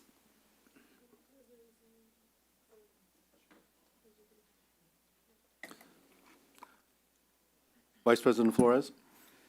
I make a motion for approval of action item 10A. Thank you. Do I have a second? Trustee Dr. Young, A second. roll call, please. Trustee Hodges. Aye. Trustee Fox. Aye. Trustee Young. Vice President Flores. Aye. President Amboy. Aye. Trustee Arbob. Aye. Trustee Valdez Jacobo is absent. Trustee De Leon. Aye. The motion passes. Thank you. Item 10B, MOU with VEA for the supplemental early retirement program. May I have a motion and a second to Do you approve? want it? Oh, sorry about that. That's okay. Trustees, good evening again. California Government Code Section 53224 authorizes school districts to make contributions to retirement plans. The Vallejo City Unified School District desires to provide retirement benefits to its employees under such a plan and establishes a retirement plan for certain eligible employees of the district effective July 1, 2026. And it's recommended that the governing board approve the supplemental early retirement program and the early retirement notification for members of VEA for the 25-26 school year. Thank you. Vice President Flores. Make a motion to approve action item 10B. Thank you. Trustee Dr. Young, A second. roll call, please. Trustee Hodges. Aye. Trustee Fox. Aye. Trustee Young. Aye. Vice President Flores. Aye. President Amboy. Aye. Trustee Arbob. Aye. Trustee Valdez Jacobo is absent. Trustee De Leon. Aye. And the motion passes. Thank you. Down to 10C, MOU with CSEA for the supplemental early retirement program. Similarly to VEA, California Government Code 53224 authorizes school districts to make contributions to retirement plans. The Vallejo City Unified School District desires to provide retirement benefits to the employees of the California School Employees Association, CSEA, under such plan, and establishes a retirement plan for eligible employees effective July 1, 2026. Trustee Fox. I have a quick question, then a motion. We extended the date for people to be able to access this. Was that extension beneficial or used? Of the employees that were eligible, I believe we only had 2 that took advantage of it. So we had a total of 102 classified VSMA and VEA employees who took the CERP program. Okay, and when will it be, in the future, when will it be offered potentially again? We're looking to offer it again in the next calendar year. Mid-year or end of year? It'll be beginning of the school year. We will offer the program. If we were to offer it earlier, then there'd be mid-year vacancies, and we don't want to have those mid-year vacancies, so we'll offer it in the calendar year going forward to the end of '27. But it could be offered mid-year and at the end of the year if It, chosen? it could. It would just provide, it would give the district mid-year vacancies, which are hard to fill. And so that's why it was recommended that we start the program in January and making it an offering to employees. But it would take effect at the end of the 26-27 school year. I'll make a motion to approve. Thank you, Trustee Vice President Flores. Second. Roll call, please.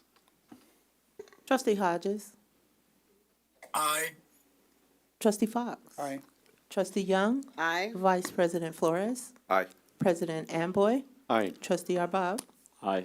Trustee Valdez-Jacobo is absent. Trustee De Leon? Aye. And the motion passes. Thank you. 10D, MOU with VSMA for the Supplemental Early Retirement Program.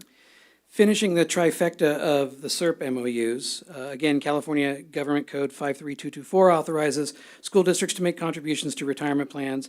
The Vallejo City Unified School District desires to provide this retirement plan to the Vallejo School Managers Association, or VSMA, and its employees under such a plan, and establishes a retirement plan for certain employees that are eligible as of July 1, 2026.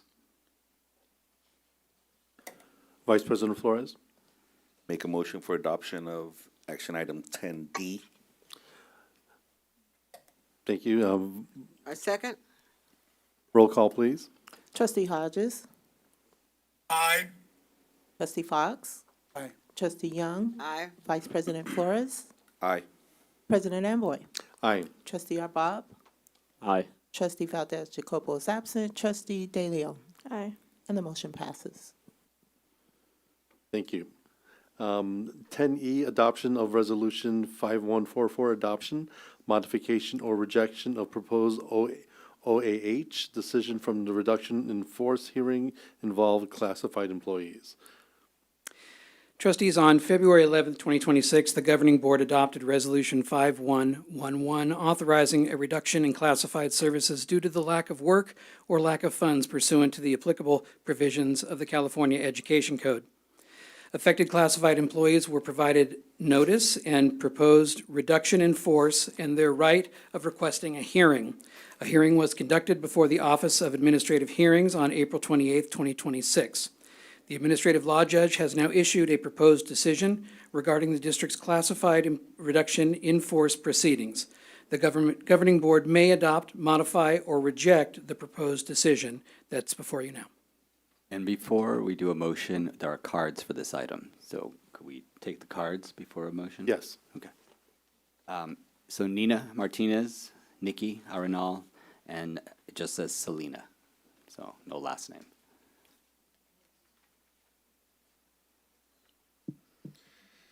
Okay, my reason being here today is that my letter stated that I do not have rights to any former classifications. I have been with the district since 2016. I started off as a confidential secretary and worked my way up to credentials analyst. They have never had a situation like mine. When I say situation, I mean a classified employee with seniority in a confidential position being laid off with no rights to anything. I would have over 108 months of seniority for the admin assistant position, even more in the staff secretary 4 position. Most, if not all, of the current admin assistants were hired after me. Although there is nothing to reference someone in my situation, the history show that the district used CSEA contract to support documents given to confidential employees on multiple occasions, including but not limiting the reference of the following articles: Article 2, non-discrimination; Article 3, wages; Article 4, rest periods; Article 5, vacations; Article 6, benefits; Article 7, leaves; Article 9, promotions; Article 11, safety conditions; Article 13, personnel files; Article 14, evaluation; Article 15, discipline. I have had most of these things applied to me. If the district could use all of these articles in the last 10 years that I have been here, why would Article 10, layoffs, not apply to me? I should have rights to a confidential admin assistant position. The district will say because I am not in the, the classified, confidential admin assistance is not in the CSEA preamble, I cannot use the contract to support my argument. But neither are subs or any of any kind, and they use that to support my coworker's sub time to say she is more senior than me. I also brought up that my coworker and I have the same hire date, permanent in the position in the district. Although my coworker was a sub prior to the dates that we both made permanency, the sub time should not be recognized because the sub time is the sub people are not recognized in the CSEA contract and never used that language to support them. Our hire dates are the same due to reclass. So in our current classification as analysts, it's the same. No MOU grandfathered us in for technician work. The district chose to use Article 10.3.1 to cover her sub time, but not 10.3.2 to break the tie. This is not right. I can send you all of my supporting documents that I gave to the judge. And I'm gonna ask you to consider pulling my layoff and giving me rights to a position that I would have held. Thank you.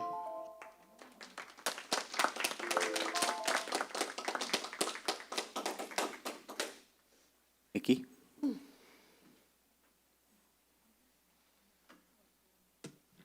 Nikki Arenal, second VP for CSEA Vallejo, Chapter 199. Good evening again. There are votes that pass and are forgotten, and this will not be one of them. If this board approves these layoffs, this vote will follow you. It'll follow you when families call schools and no one has time to answer. It'll follow you when students lose trusted adults. It'll follow you when safety concerns grow. It'll follow you when the remaining staff are overwhelmed and expected to do the impossible. It will follow you when the district claims to value equity while cutting the workers who serve students most directly. It'll follow you when this community asks why the board did not demand better. Because tonight, you know the risks. You know students need more support, not less. You know there have already been serious safety concerns. You know that we are essential. You know the bargaining process has been challenged. You know this reorganization will create disruption. And you know that once experienced employees are pushed out, you cannot simply replace our relationships, our knowledge, and our trust. So this is not a vote you can excuse later by saying you did not understand. You understand. Everyone in this room understands. This is why this vote matters so much. The shame will not be in saying the district faced hard choices. The shame will be in choosing the path that harms students and classified employees when you still had the power to say no. Leadership means slowing down when the consequences are too great. Leadership means refusing to approve a plan that is not ready. Leadership means protecting the people who protect students. Let this be the night you choose leadership. Vote no.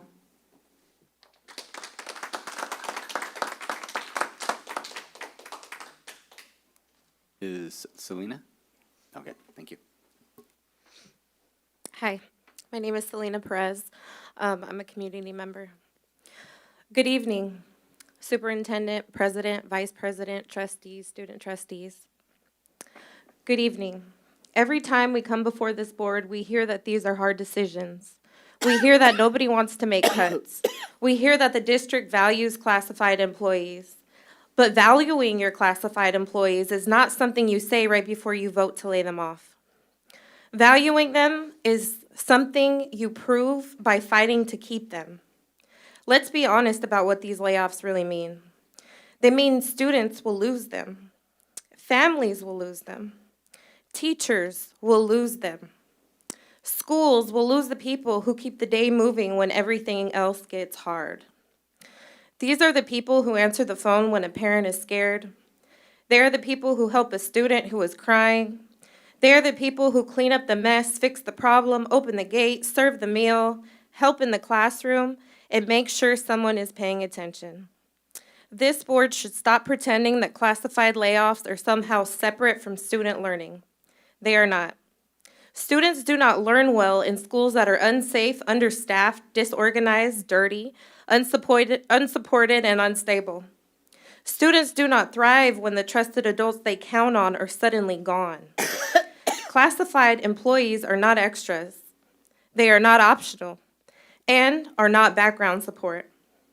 They are part of the student experience every single day. So tonight, do not call this a budget decision and act like our children will be untouched. Students will feel this, families will feel this, the classified employees will feel this, and we will feel this in our homes. Your employees will feel this in their paychecks, and in the face of the students, they will no longer be there to support. Vote no. This is extremely unethical. Thank you.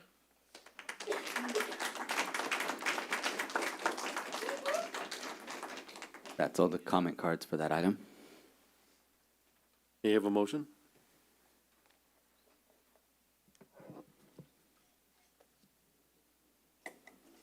Vice President Flores? Make a motion to adopt Resolution 10E. Do I have a second? Second. Roll call, please. Trustee Hodges. Aye. Trustee Fox. Aye. Trustee Young. Aye. Vice President Flores. Aye. President Amboy. Aye. Trustee Arbob. No. Trustee Valdez Jacobo is absent. Trustee De Leon. Nay. And the motion passes 5-0. Item 10F, adoption of resolution of 5141 to decrease the number of certificated positions due to a reduction in particular kinds of services. Thank you. Currently, VCUSD is facing a structural deficit.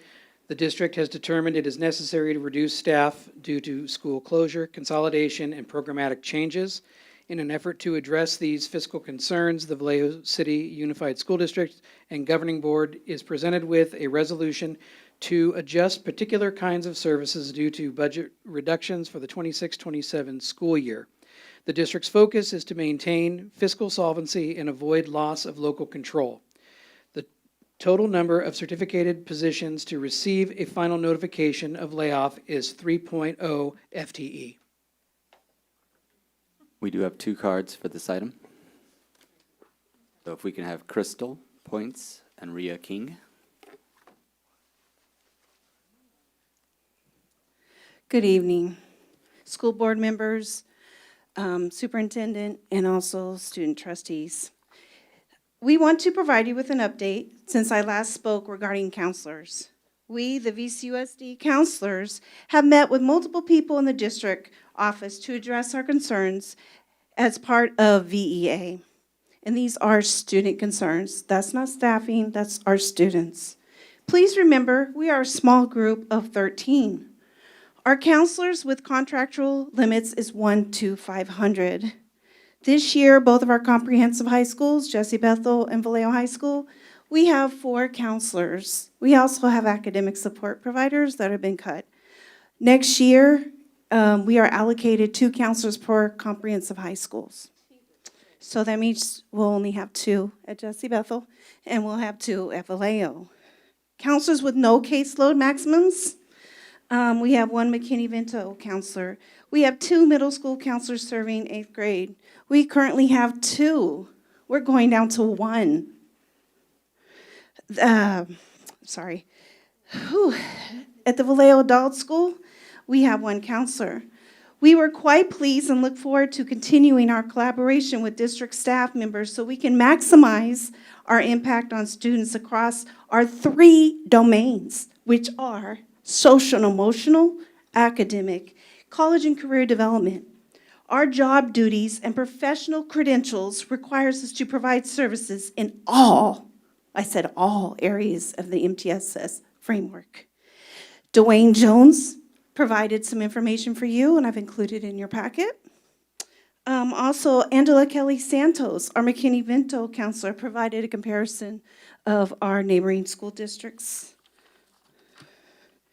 Also, we've given you the Facebook, VCUSD Facebook postings that came from our community. We were amazed how we were supported. Fourth, we have the California legislative information regarding AB 2508, pupil personal service educational counseling. Number 5, we're giving you our ASCA, School Counselor Professional Standards and Competencies. As I stated before, there is no substitute for school counselors. I am asking the district to keep VCUS students first, by using available funding sources to employ and retain more PPS, I said PPS, credential, school counselors, professionals whose degrees and credentials are recognized by the state and the federal government. Although the maximum counselor load is 1 to 500, that's 2 counselors per high school, I strongly urge the district not to use that number as a target. Our students deserve the best. Thank you. Thank you. Thank you. King? Good evening, members of the board and Superintendent Aurelio. My name is Ria King, and I'm a proud product of VCUSD. I attended Dan Mini, Solano Junior High, and Vallejo High School. I'm here to talk about my role in the district and how it supports student success. Sorry.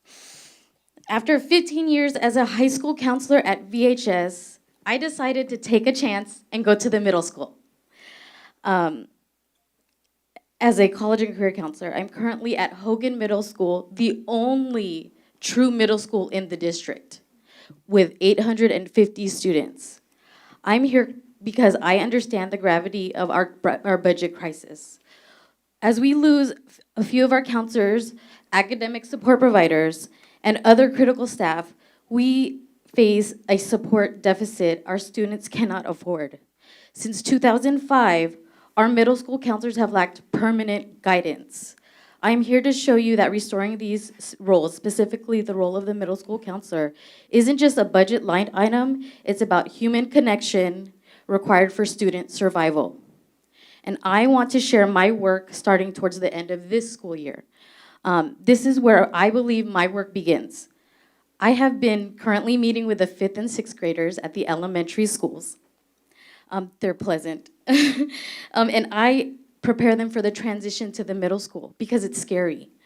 By demystifying any misconceptions that they may have about middle school, my goal is to reduce any anxiety that might lead to behavior issues and issues in disengagement.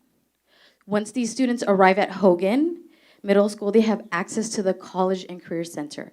This is a center that I created last year.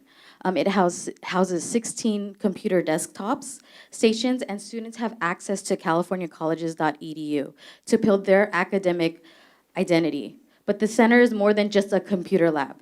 It is a space where I build trust and relationships, helping them feel safe on campus. They come during lunch or after school to ask questions about high school, their careers, their lives. Success in the middle school doesn't just happen through software alone. It happens because these students have a consistent adult who knows their name and their goals. The proof in relationship, in this relationship-based model is in our high school data. The high schools have seen a surge in interest in dual enrollment this year. I would like to think that my planting this information through classroom presentations and having students hear the same information from my colleagues in the high school has helped bridge that gap. Showing 8th graders that college isn't just a dream, it's a current opportunity. I personally meet, oh, I'm sorry, darn. I meet with them to eliminate, their F grades. The last thing I want to show is that I know ADA is what keeps our district functioning, but kids don't show up to a building, they show up to people. Counselors are professionals who help students stay connected to school when they feel like giving up. So I urge the board to prioritize Title I funding and Title IV to make these positions permanent. We cannot expect our high schools to succeed if we're not building a solid foundation of support and relationship building in the middle. As an alumni, I'm asking you to protect the positions and protect students' futures. Let's not just manage cuts, let's invest in the relationships and make our students successful. Thank you. Thank you.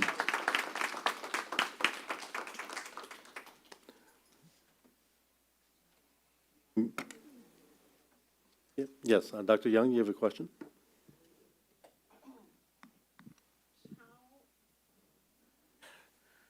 My question is, how are the counselors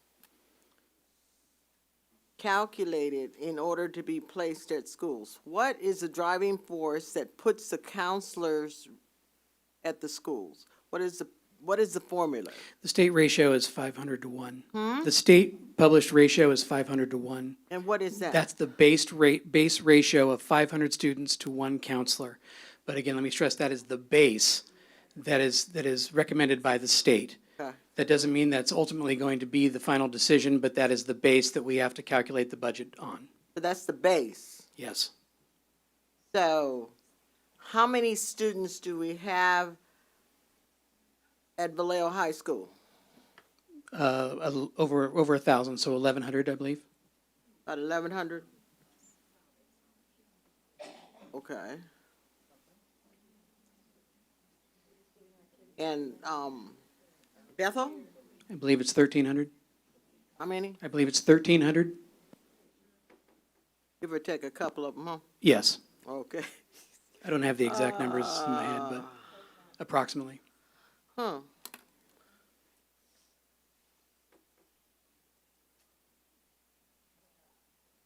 The math is not adding up to those many counselors that are already there.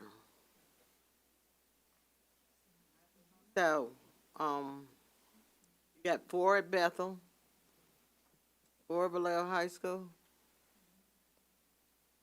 1 at, John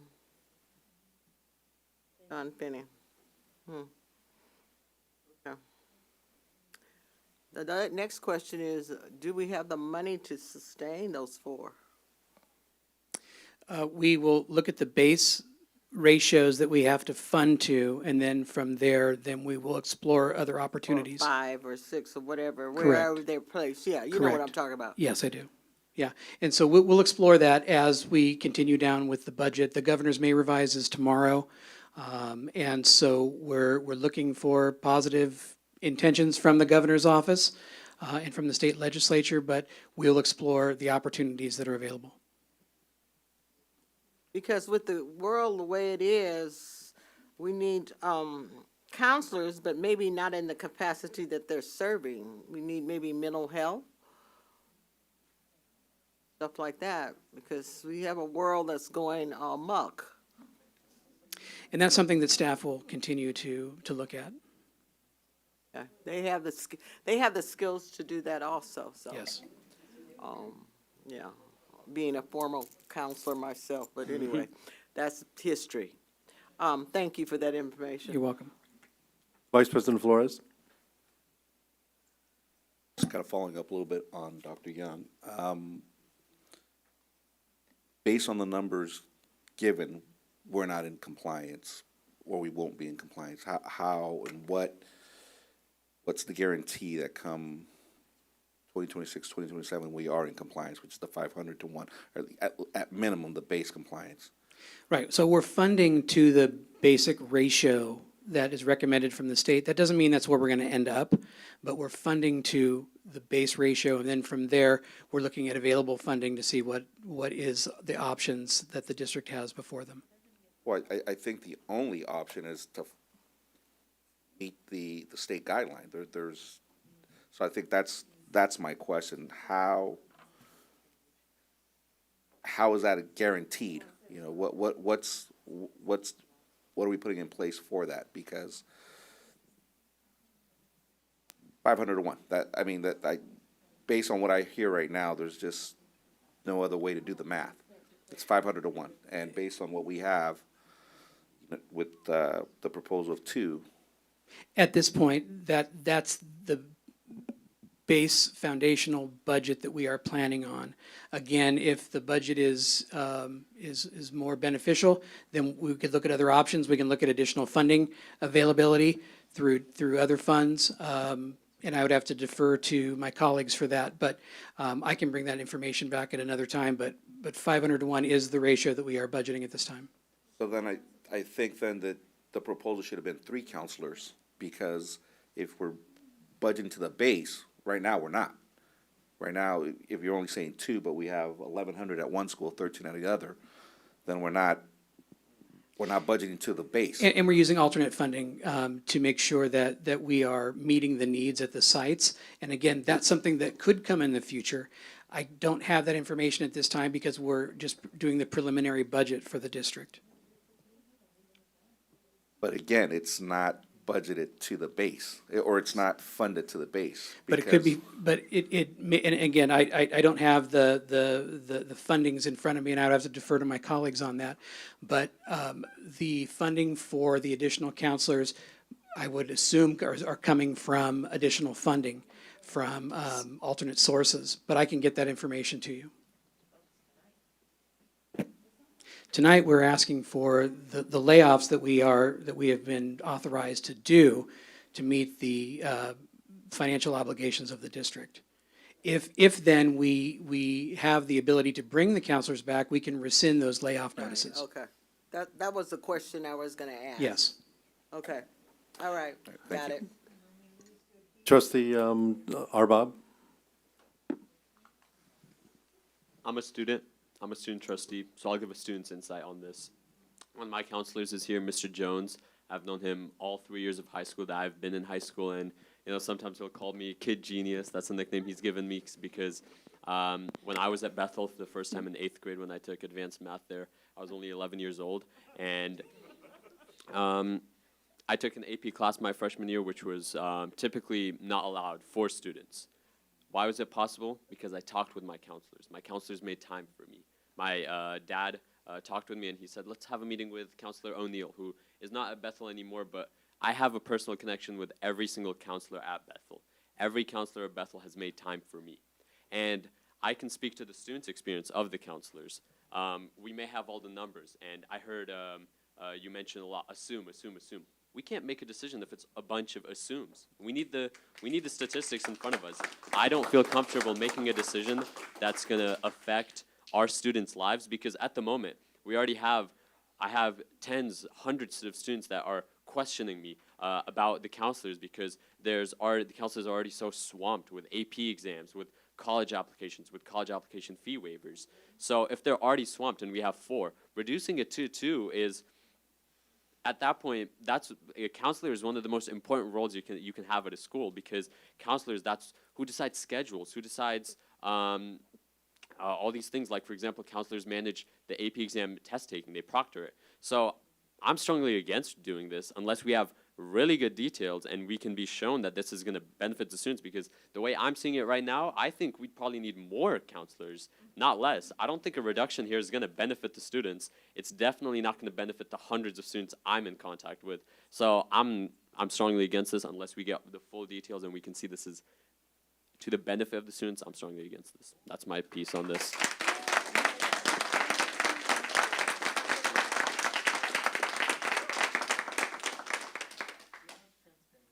Thank you. May I have a motion and a second to approve action item 10F? Oh. Trustee DeLeon? Sorry. Well, I know this isn't city, it's state, but why the teachers ratio is 1 teacher to like 30-something kids, give or take, and they have like 6, maybe 7 classes, and a counselor is supposed to be 1 to 500 kids, when my teacher can barely handle grading 6 classes?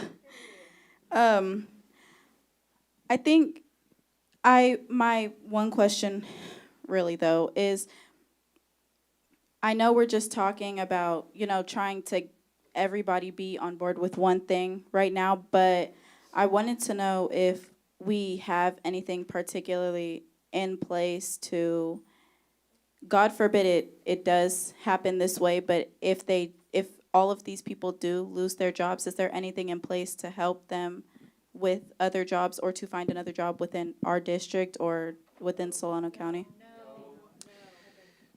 So we are only in control of our district, and we have to, the fiscal solvency of the district is essential for the trustees to make the decision for this district. Otherwise, we go back into receivership.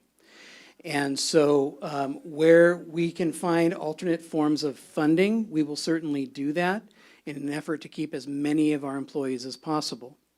I can't go into other specifics because they're germane to the negotiations part of the work that we do. But again, we are looking at all possible options and alternate funding availability to keep our people. Thank you. Because I'd like to make a motion to approve action item 10F. Do we have a?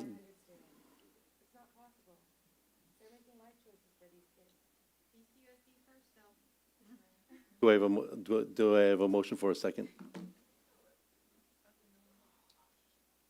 Second. Okay. Roll call, please. Trustee Hodges. Aye. Trustee Fox. Aye. Trustee Young. Aye. Vice President Flores. Aye. President Amboy. Aye. Trustee Arbob. No. Trustee Valdez Jacobo is absent. Trustee De Leon. No. And the motion passes 5-0. Thank you. Item 10G, adoption of Resolution 5142, final written notification to classified employees due to discontinuance of classified positions due to lack of work and/or funds for 2026-2027 school year. Thank you, trustees. Because VCUSD is facing a structural deficit, in February 2026, the governing board adopted a resolution to reduce or discontinue classified services for the 26-27 school year due to lack of work or lack of funds. Attachment A is a list of employees who will be notified prior to May 15th, 2026 of the decision not to reemploy or will receive reduction in hours. Employees listed also receive written notice of their reemployment rights under the California Education Code.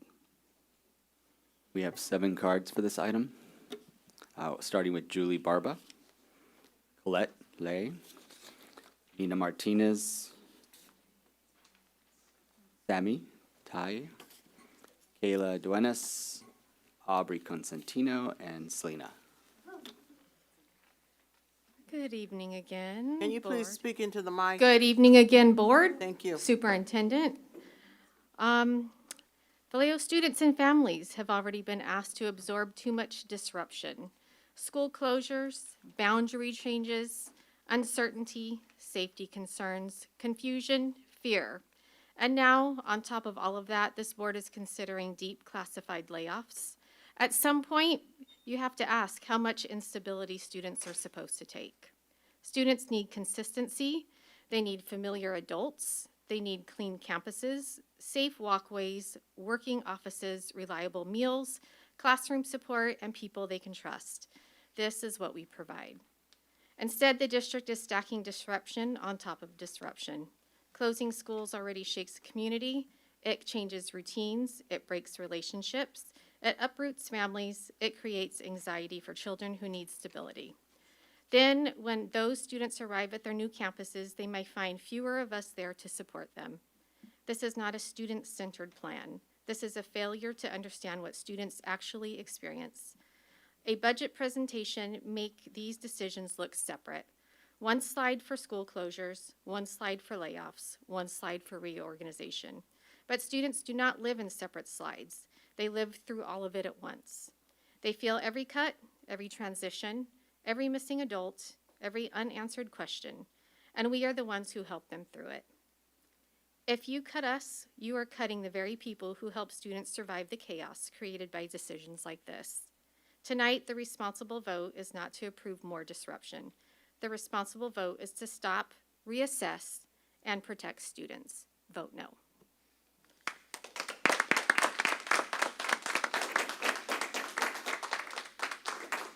Good evening, Board. First of all, student trustees, I want to commend you guys for having those right choices in your head at such a young age. The issue before you tonight is not only layoffs, it is trust. Families are losing trust in this district. They lost trust when schools were rushed toward closure without enough care for the communities being disrupted. They lost trust when contracts raised serious questions about oversight and accountability. They lost trust when safety incidents left parents wondering whether their children were truly being watched and protected. And now they are being asked to trust that cutting us will somehow make schools stronger. That is impossible to believe. How can families trust a district that removed the very people they rely on? How can parents feel safer when there are fewer adults on campus? How can students feel supported when familiar staff are gone? How can we trust a district that tells us we are valued while asking this board to eliminate our jobs? Trust is not built through talking points, it is built through decisions. Tonight, your decision will tell this community who you really value. If you vote for layoffs, you're telling the families that the people who support their children are expendable. If you vote for layoffs, you are telling us that our years of service can be tossed aside. If you vote for layoffs, you're telling the students that stability is less important than a rushed budget plan. That damage to trust will not end with this meeting ends. It will follow this district into every school, every office, every classroom, and every community conversation that comes next. Prove that you hear us. Prove that student support matters. Prove that we are not disposable. Vote no.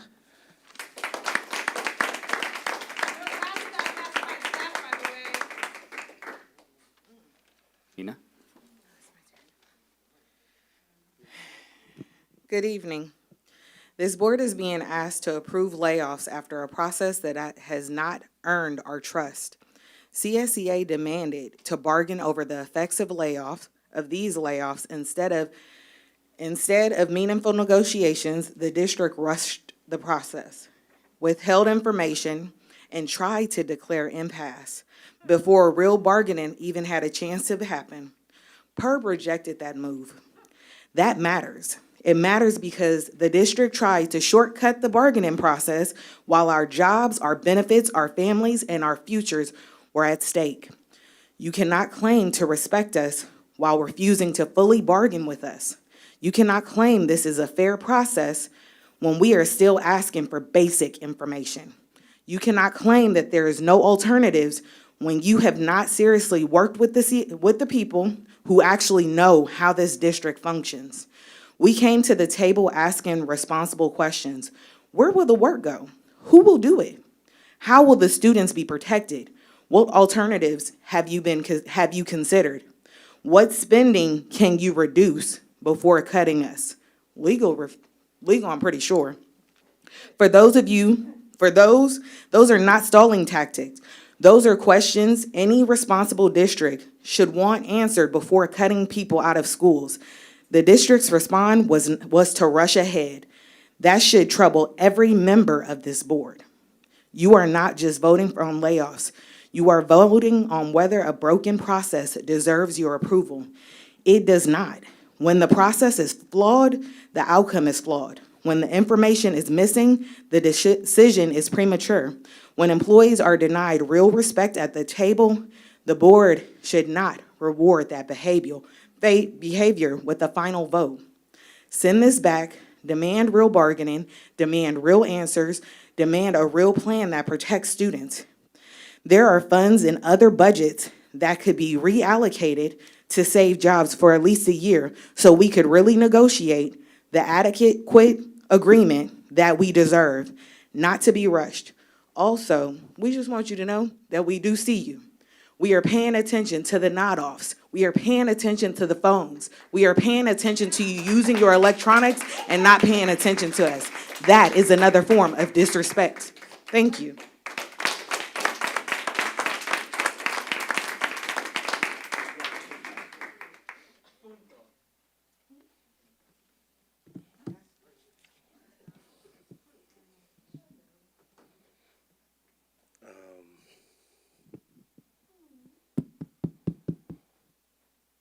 Good evening. The most shameful part of this vote is not only that we are being cut, it is what these cuts say about this district's priorities. When there are millions of dollars for outside attorneys, consultants, communications, and questionable contracts, but not enough money to keep us in schools, that is a choice. When the district pays a law firm hundreds of dollars an hour to process layoffs, while telling some of the lowest paid workers in the district that we are the problem, that is a choice. When experienced staff are forced to fight for our livelihoods while the district pushes ahead with the massive reorganization, that is a choice. When students are already dealing with school closures, safety concerns, and instability, and this board still considers removing more support from campuses, that is a choice. Please do not tell us there is no choice. There's always a choice about who gets protected and who gets sacrificed. And tonight, this board is preparing to sacrifice us. We are the people who feed students. We help in classrooms, we maintain buildings, we answer phones, we serve families, we supervise students, we support special education, we keep schools running. That is why this hurts so much. Because if you vote yes, you are telling us, our students, and this community that our work can be praised one day and erased the next. The community is watching. Our families are watching. Our students are watching. And we are asking you to look us in the eye before you vote to take away our jobs. Vote no.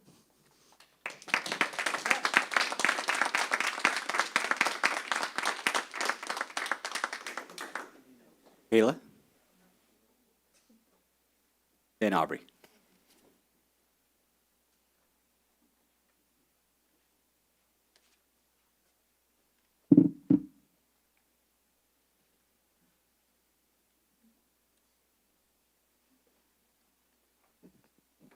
Good evening.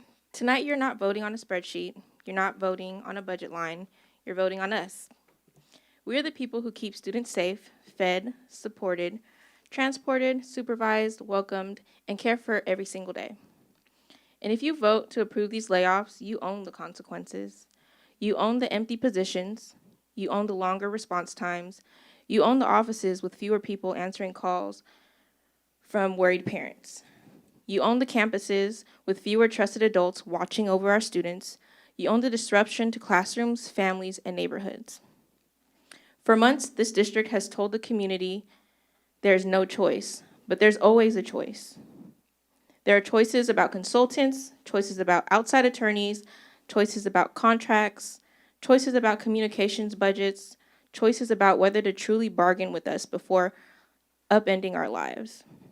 Instead of exhausting every possible option, the district has rushed towards layoffs, pushed massive reorganization, and treated us as if we are disposable. We're not disposable. We're the people students know by name. We're the people families rely on. We are the people who notice when something is wrong. We are the people who hold this district together when decisions made at the top create chaos at the school level. Tonight, each of you have a choice. You can hide behind the process, or you can lead. You can rubber stamp a harmful plan, or you can stop it. You can protect the people who protect students, or you can vote to remove us. If you approve these layoffs, do not pretend later that you did not know what would happen. You know, the community knows, and our students deserve better. Vote no.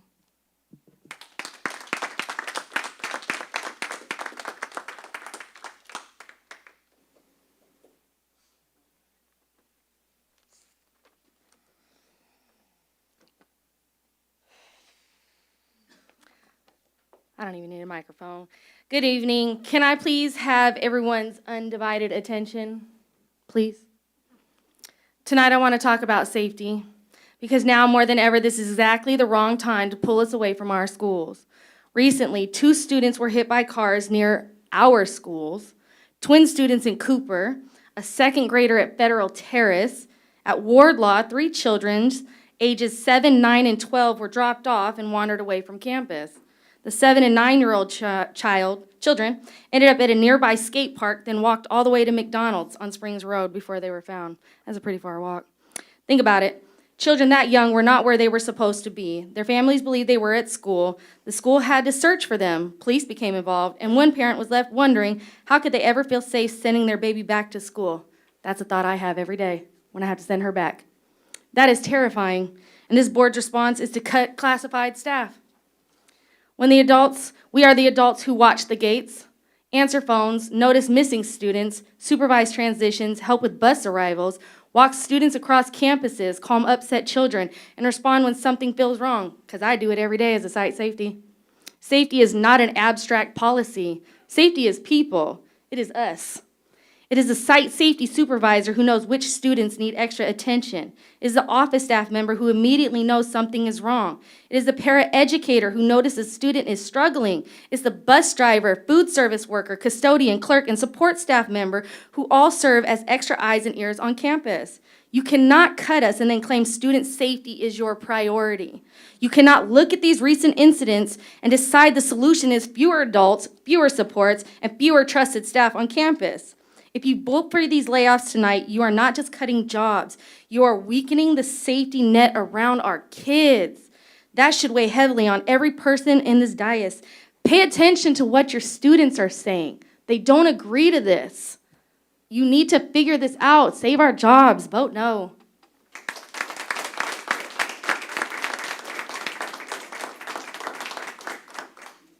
Is still here?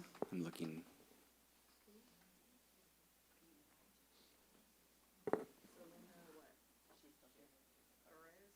I don't have a last name. She spoke earlier, though, on 10E. Gone? Okay, thank you.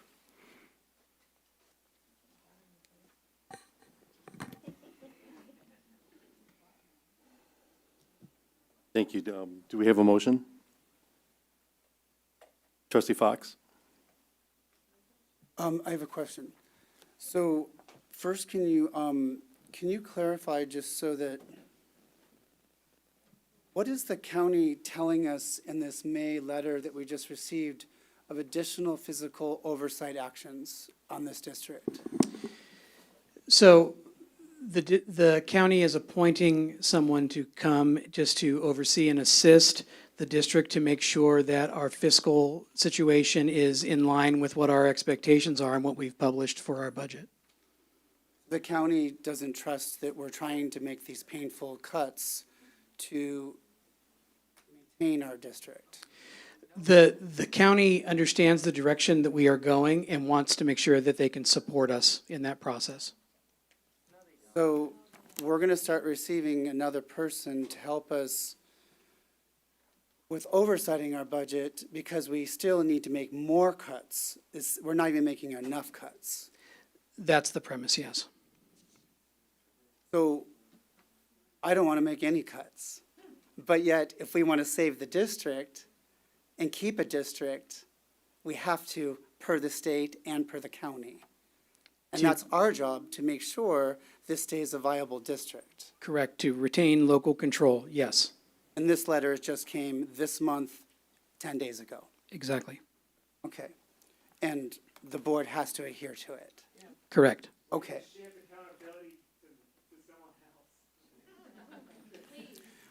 Next question. Can you give me the numbers that we first started with for the cuts? 190, 190. And what are we down to now?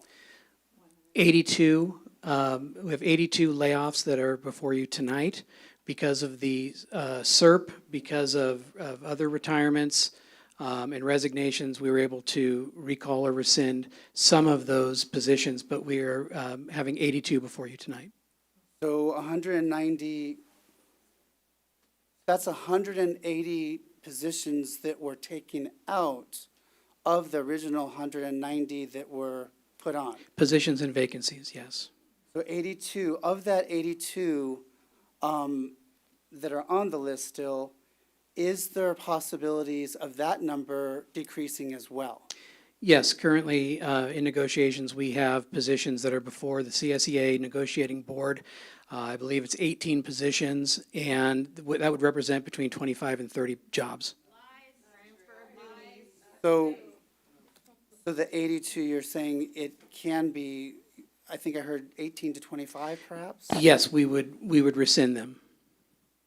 So then that would be down even another, now we're down to like 50.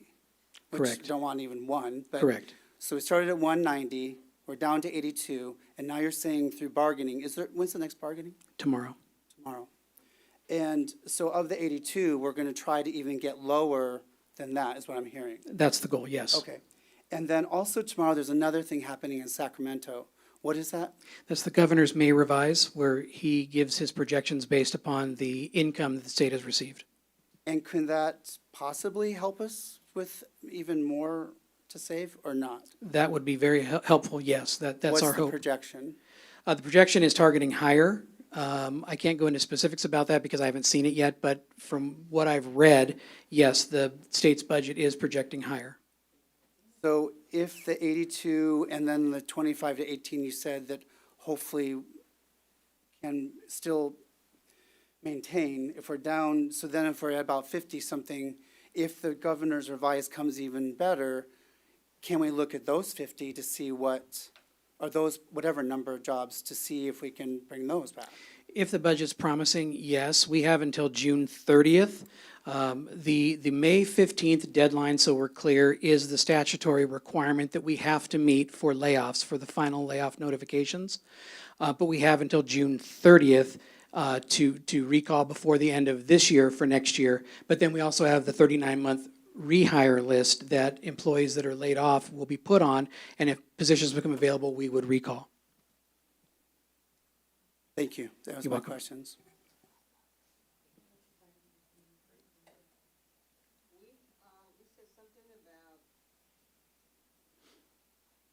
It's something about, there's a possibility of having more jobs, 30 more jobs, or? Yes, through additional funding, through the LCAP, additional funding, through Title I, additional funding through the Community Services Grant. Yes, we are exploring all possibilities to make sure that we have alternate funding in place to keep our employees. So are they pending now? Yes, they're pending before CSEA at this time. Pending? Yes, we've handed them across the table and we've not received a response yet. That's our work that you're trying to reorganize. Trustee Flores? Make a motion for adoption of Resolution 10G. Do I have a second? Second. Roll call, please. Trustee Hodges? Aye. Trustee Fox? Aye. Trustee Young? Aye. Vice President Flores? Aye. President Amboy? Aye. Trustee Arbob? My vote is a reflection of the students' no. And the other student trustees are absent, and the motion passes 5-0. Thank you. Thank you.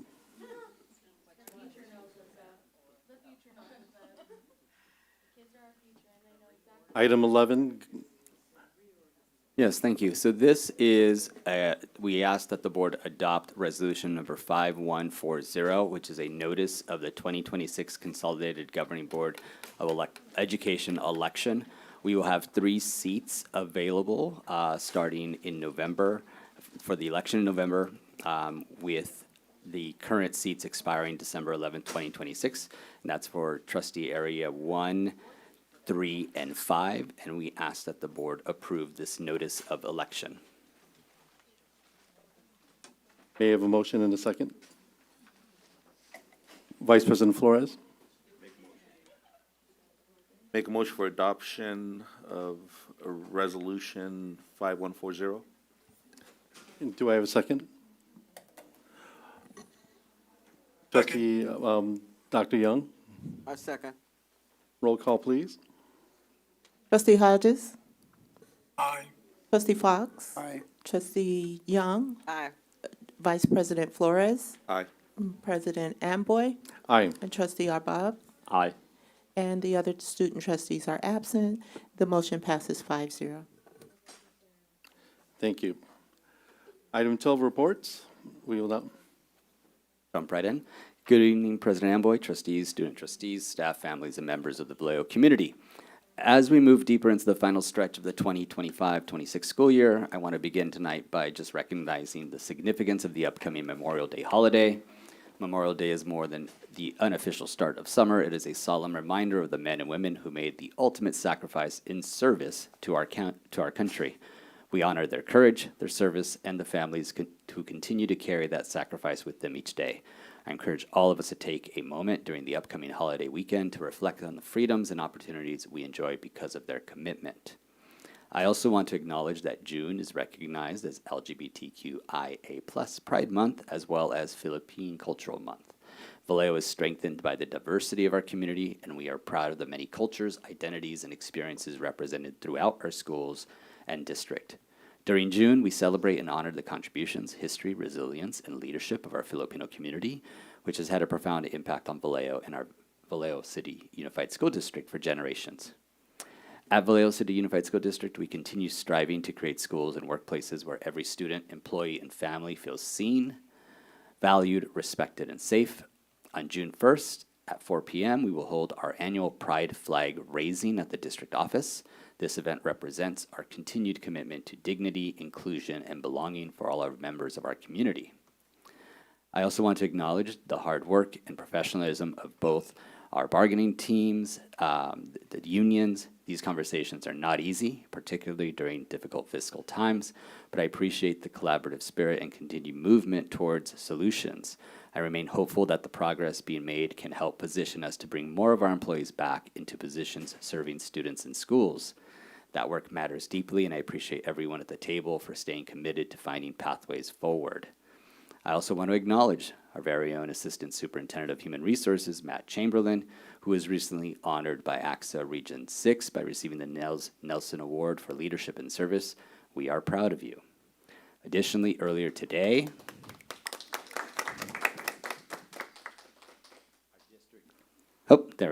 Additionally, earlier today, our district had additional reasons to celebrate professional accomplishments and leadership growth within our team. I want to publicly acknowledge how proud we are of Dr. Ruben Fernandez, who graduated today from the University of Southern California and officially earned his doctorate. Achievements like this require sacrifice, perseverance, and commitment over many years, and we are fortunate to have his leadership serving the students and families of VCUSD. I also want to congratulate Heather Topacio and Cassie Gossett on successfully completing the Chief Business Official coursework. Their continued professional growth and willingness to expand their leadership capacity reflects the kind of commitment we want throughout our organization. Investing in leadership development matters, and I appreciate their dedication to strengthening their knowledge and skills in service of our district. Last night, on Tuesday evening, I had the privilege of attending our reclassification ceremony, honoring students who have successfully met the criteria to be reclassified as proficient in English. This is a tremendous accomplishment for our students and families and reflects years of persistence, support, and hard work from teachers, instructional aides, administrators, and multilingual families. These moments remind us of the incredible assets and resilience our students bring to our schools every single day. As we look ahead to the final weeks of the school year, there is much to celebrate. We are preparing for promotions, graduations, end-of-year performances, recognitions, and celebrations across the district.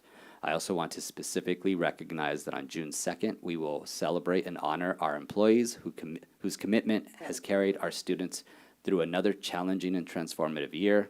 Our employees continue to show up for kids in meaningful ways, and I'm grateful for their dedication. Finally, I want to encourage all of our schools as they continue finalizing state testing. This time of year can be exhausting for students and staff alike, but how we show up matters. The energy we bring into classrooms, hallways, cafeterias, and campuses matters.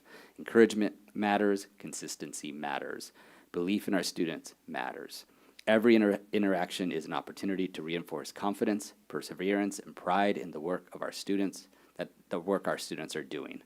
I want to thank our educators, classified staff, site leaders, and families for continuing to support our students through this important period. Thank you all for your continued partnership and commitment to the students of Vallejo City Unified School District. That is my report. Thank you, Superintendent Aurelio. Trustee Fox? No report. Trustee Dr. Young?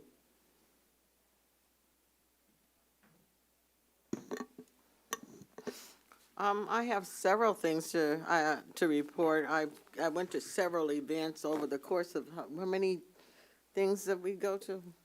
Boy, we went to a lot. I'll say a few of them, and whatever I didn't do, you back me up, okay? First of all, I attended John Wesley Finney Jr.'s celebration of life, which was a wonderful celebration. He is a well-renowned educator in our district, and they gave him a proper send-off, if you would say. Also, for the board, I presented a resolution in our behalf. It was a beautiful frame. Whoever framed it, it was beautiful. I also attended the third Legal Trailblazer Award for Esquire Osby Davis, who was once upon a time our first black mayor in Vallejo. It was a wonderful event, accolades galore. He's done a lot, so I enjoyed that. But the thing I enjoyed the most was I think it was last night. We went to the Willie B. Atkins program. Now that just made my week, to see all those scholars come back and present and reflect on what that program meant to them. And also to see all our graduates that went through that program for 4 years. They keep them for 4 years. We have a few going to historically black colleges. And we have a lot of them that are going to junior colleges, which is great. That's a start. Sometimes it's a really good financial start, if you want to ask me. But the program is just amazing. I've known the program ever since it was the Atkins Project. Now, that's dating me, but it's been here for a while. 40 years, they said, 40 years. And I was in the district for so many years, too, 40, to tell the truth. But anyway, that was a wonderful experience. If anybody gets the opportunity next year to go, do so. They take the kids to historically black colleges tour, and most of the time, the historically black colleges that they visit, they're so well put together when they go there that they accept them on the spot and give them scholarships to get through the program. And I think that's just great, just great.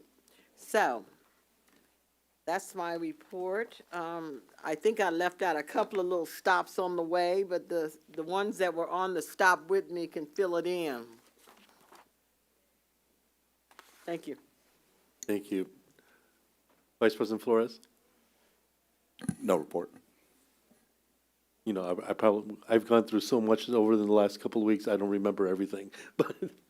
But one of the things that I attended was Leg Day with Christy Hardy. It was an amazing experience.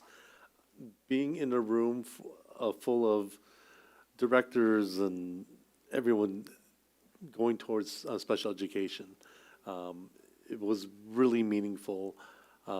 Hearing the personal stories from parents, people who are involved, and the impact that it made on me just makes me want to work harder. Sitting here at this dais and the decisions that we make, I think it's important that how strong we are with special education will basically strengthen how we are as a district as a whole. I think if we focus on just that one area, it would help us build and grow. I've heard, in special education, one thing that was said was it was more or less like essential workers, like in the hospital setting, where those who are in special education, they put in their their time, their effort, their sacrifice, making sure all of our students, all of these scholars, are working, you know, getting the best education that they can, and being in the room with all those other people with the same vision in mind. It really lit a little fire under my under my feet, wanting to do more. You know, I look forward to, you know, to Friday. I'm sick, but I do plan to attend. Other than that, and then also spending my time with the kids on my days off, teaching them the dances. It's really really means so much to me, and I look forward to sharing that part of me through them and dance. So that is my report. Okay. Moving on to item 13. This concludes the regular board meeting portion of our evening. I will now adjourn the regular board meeting and call a brief recess at 8:46 p.m. So we may prepare for the governing board workshop and study session. Okay, then 10-minute recess.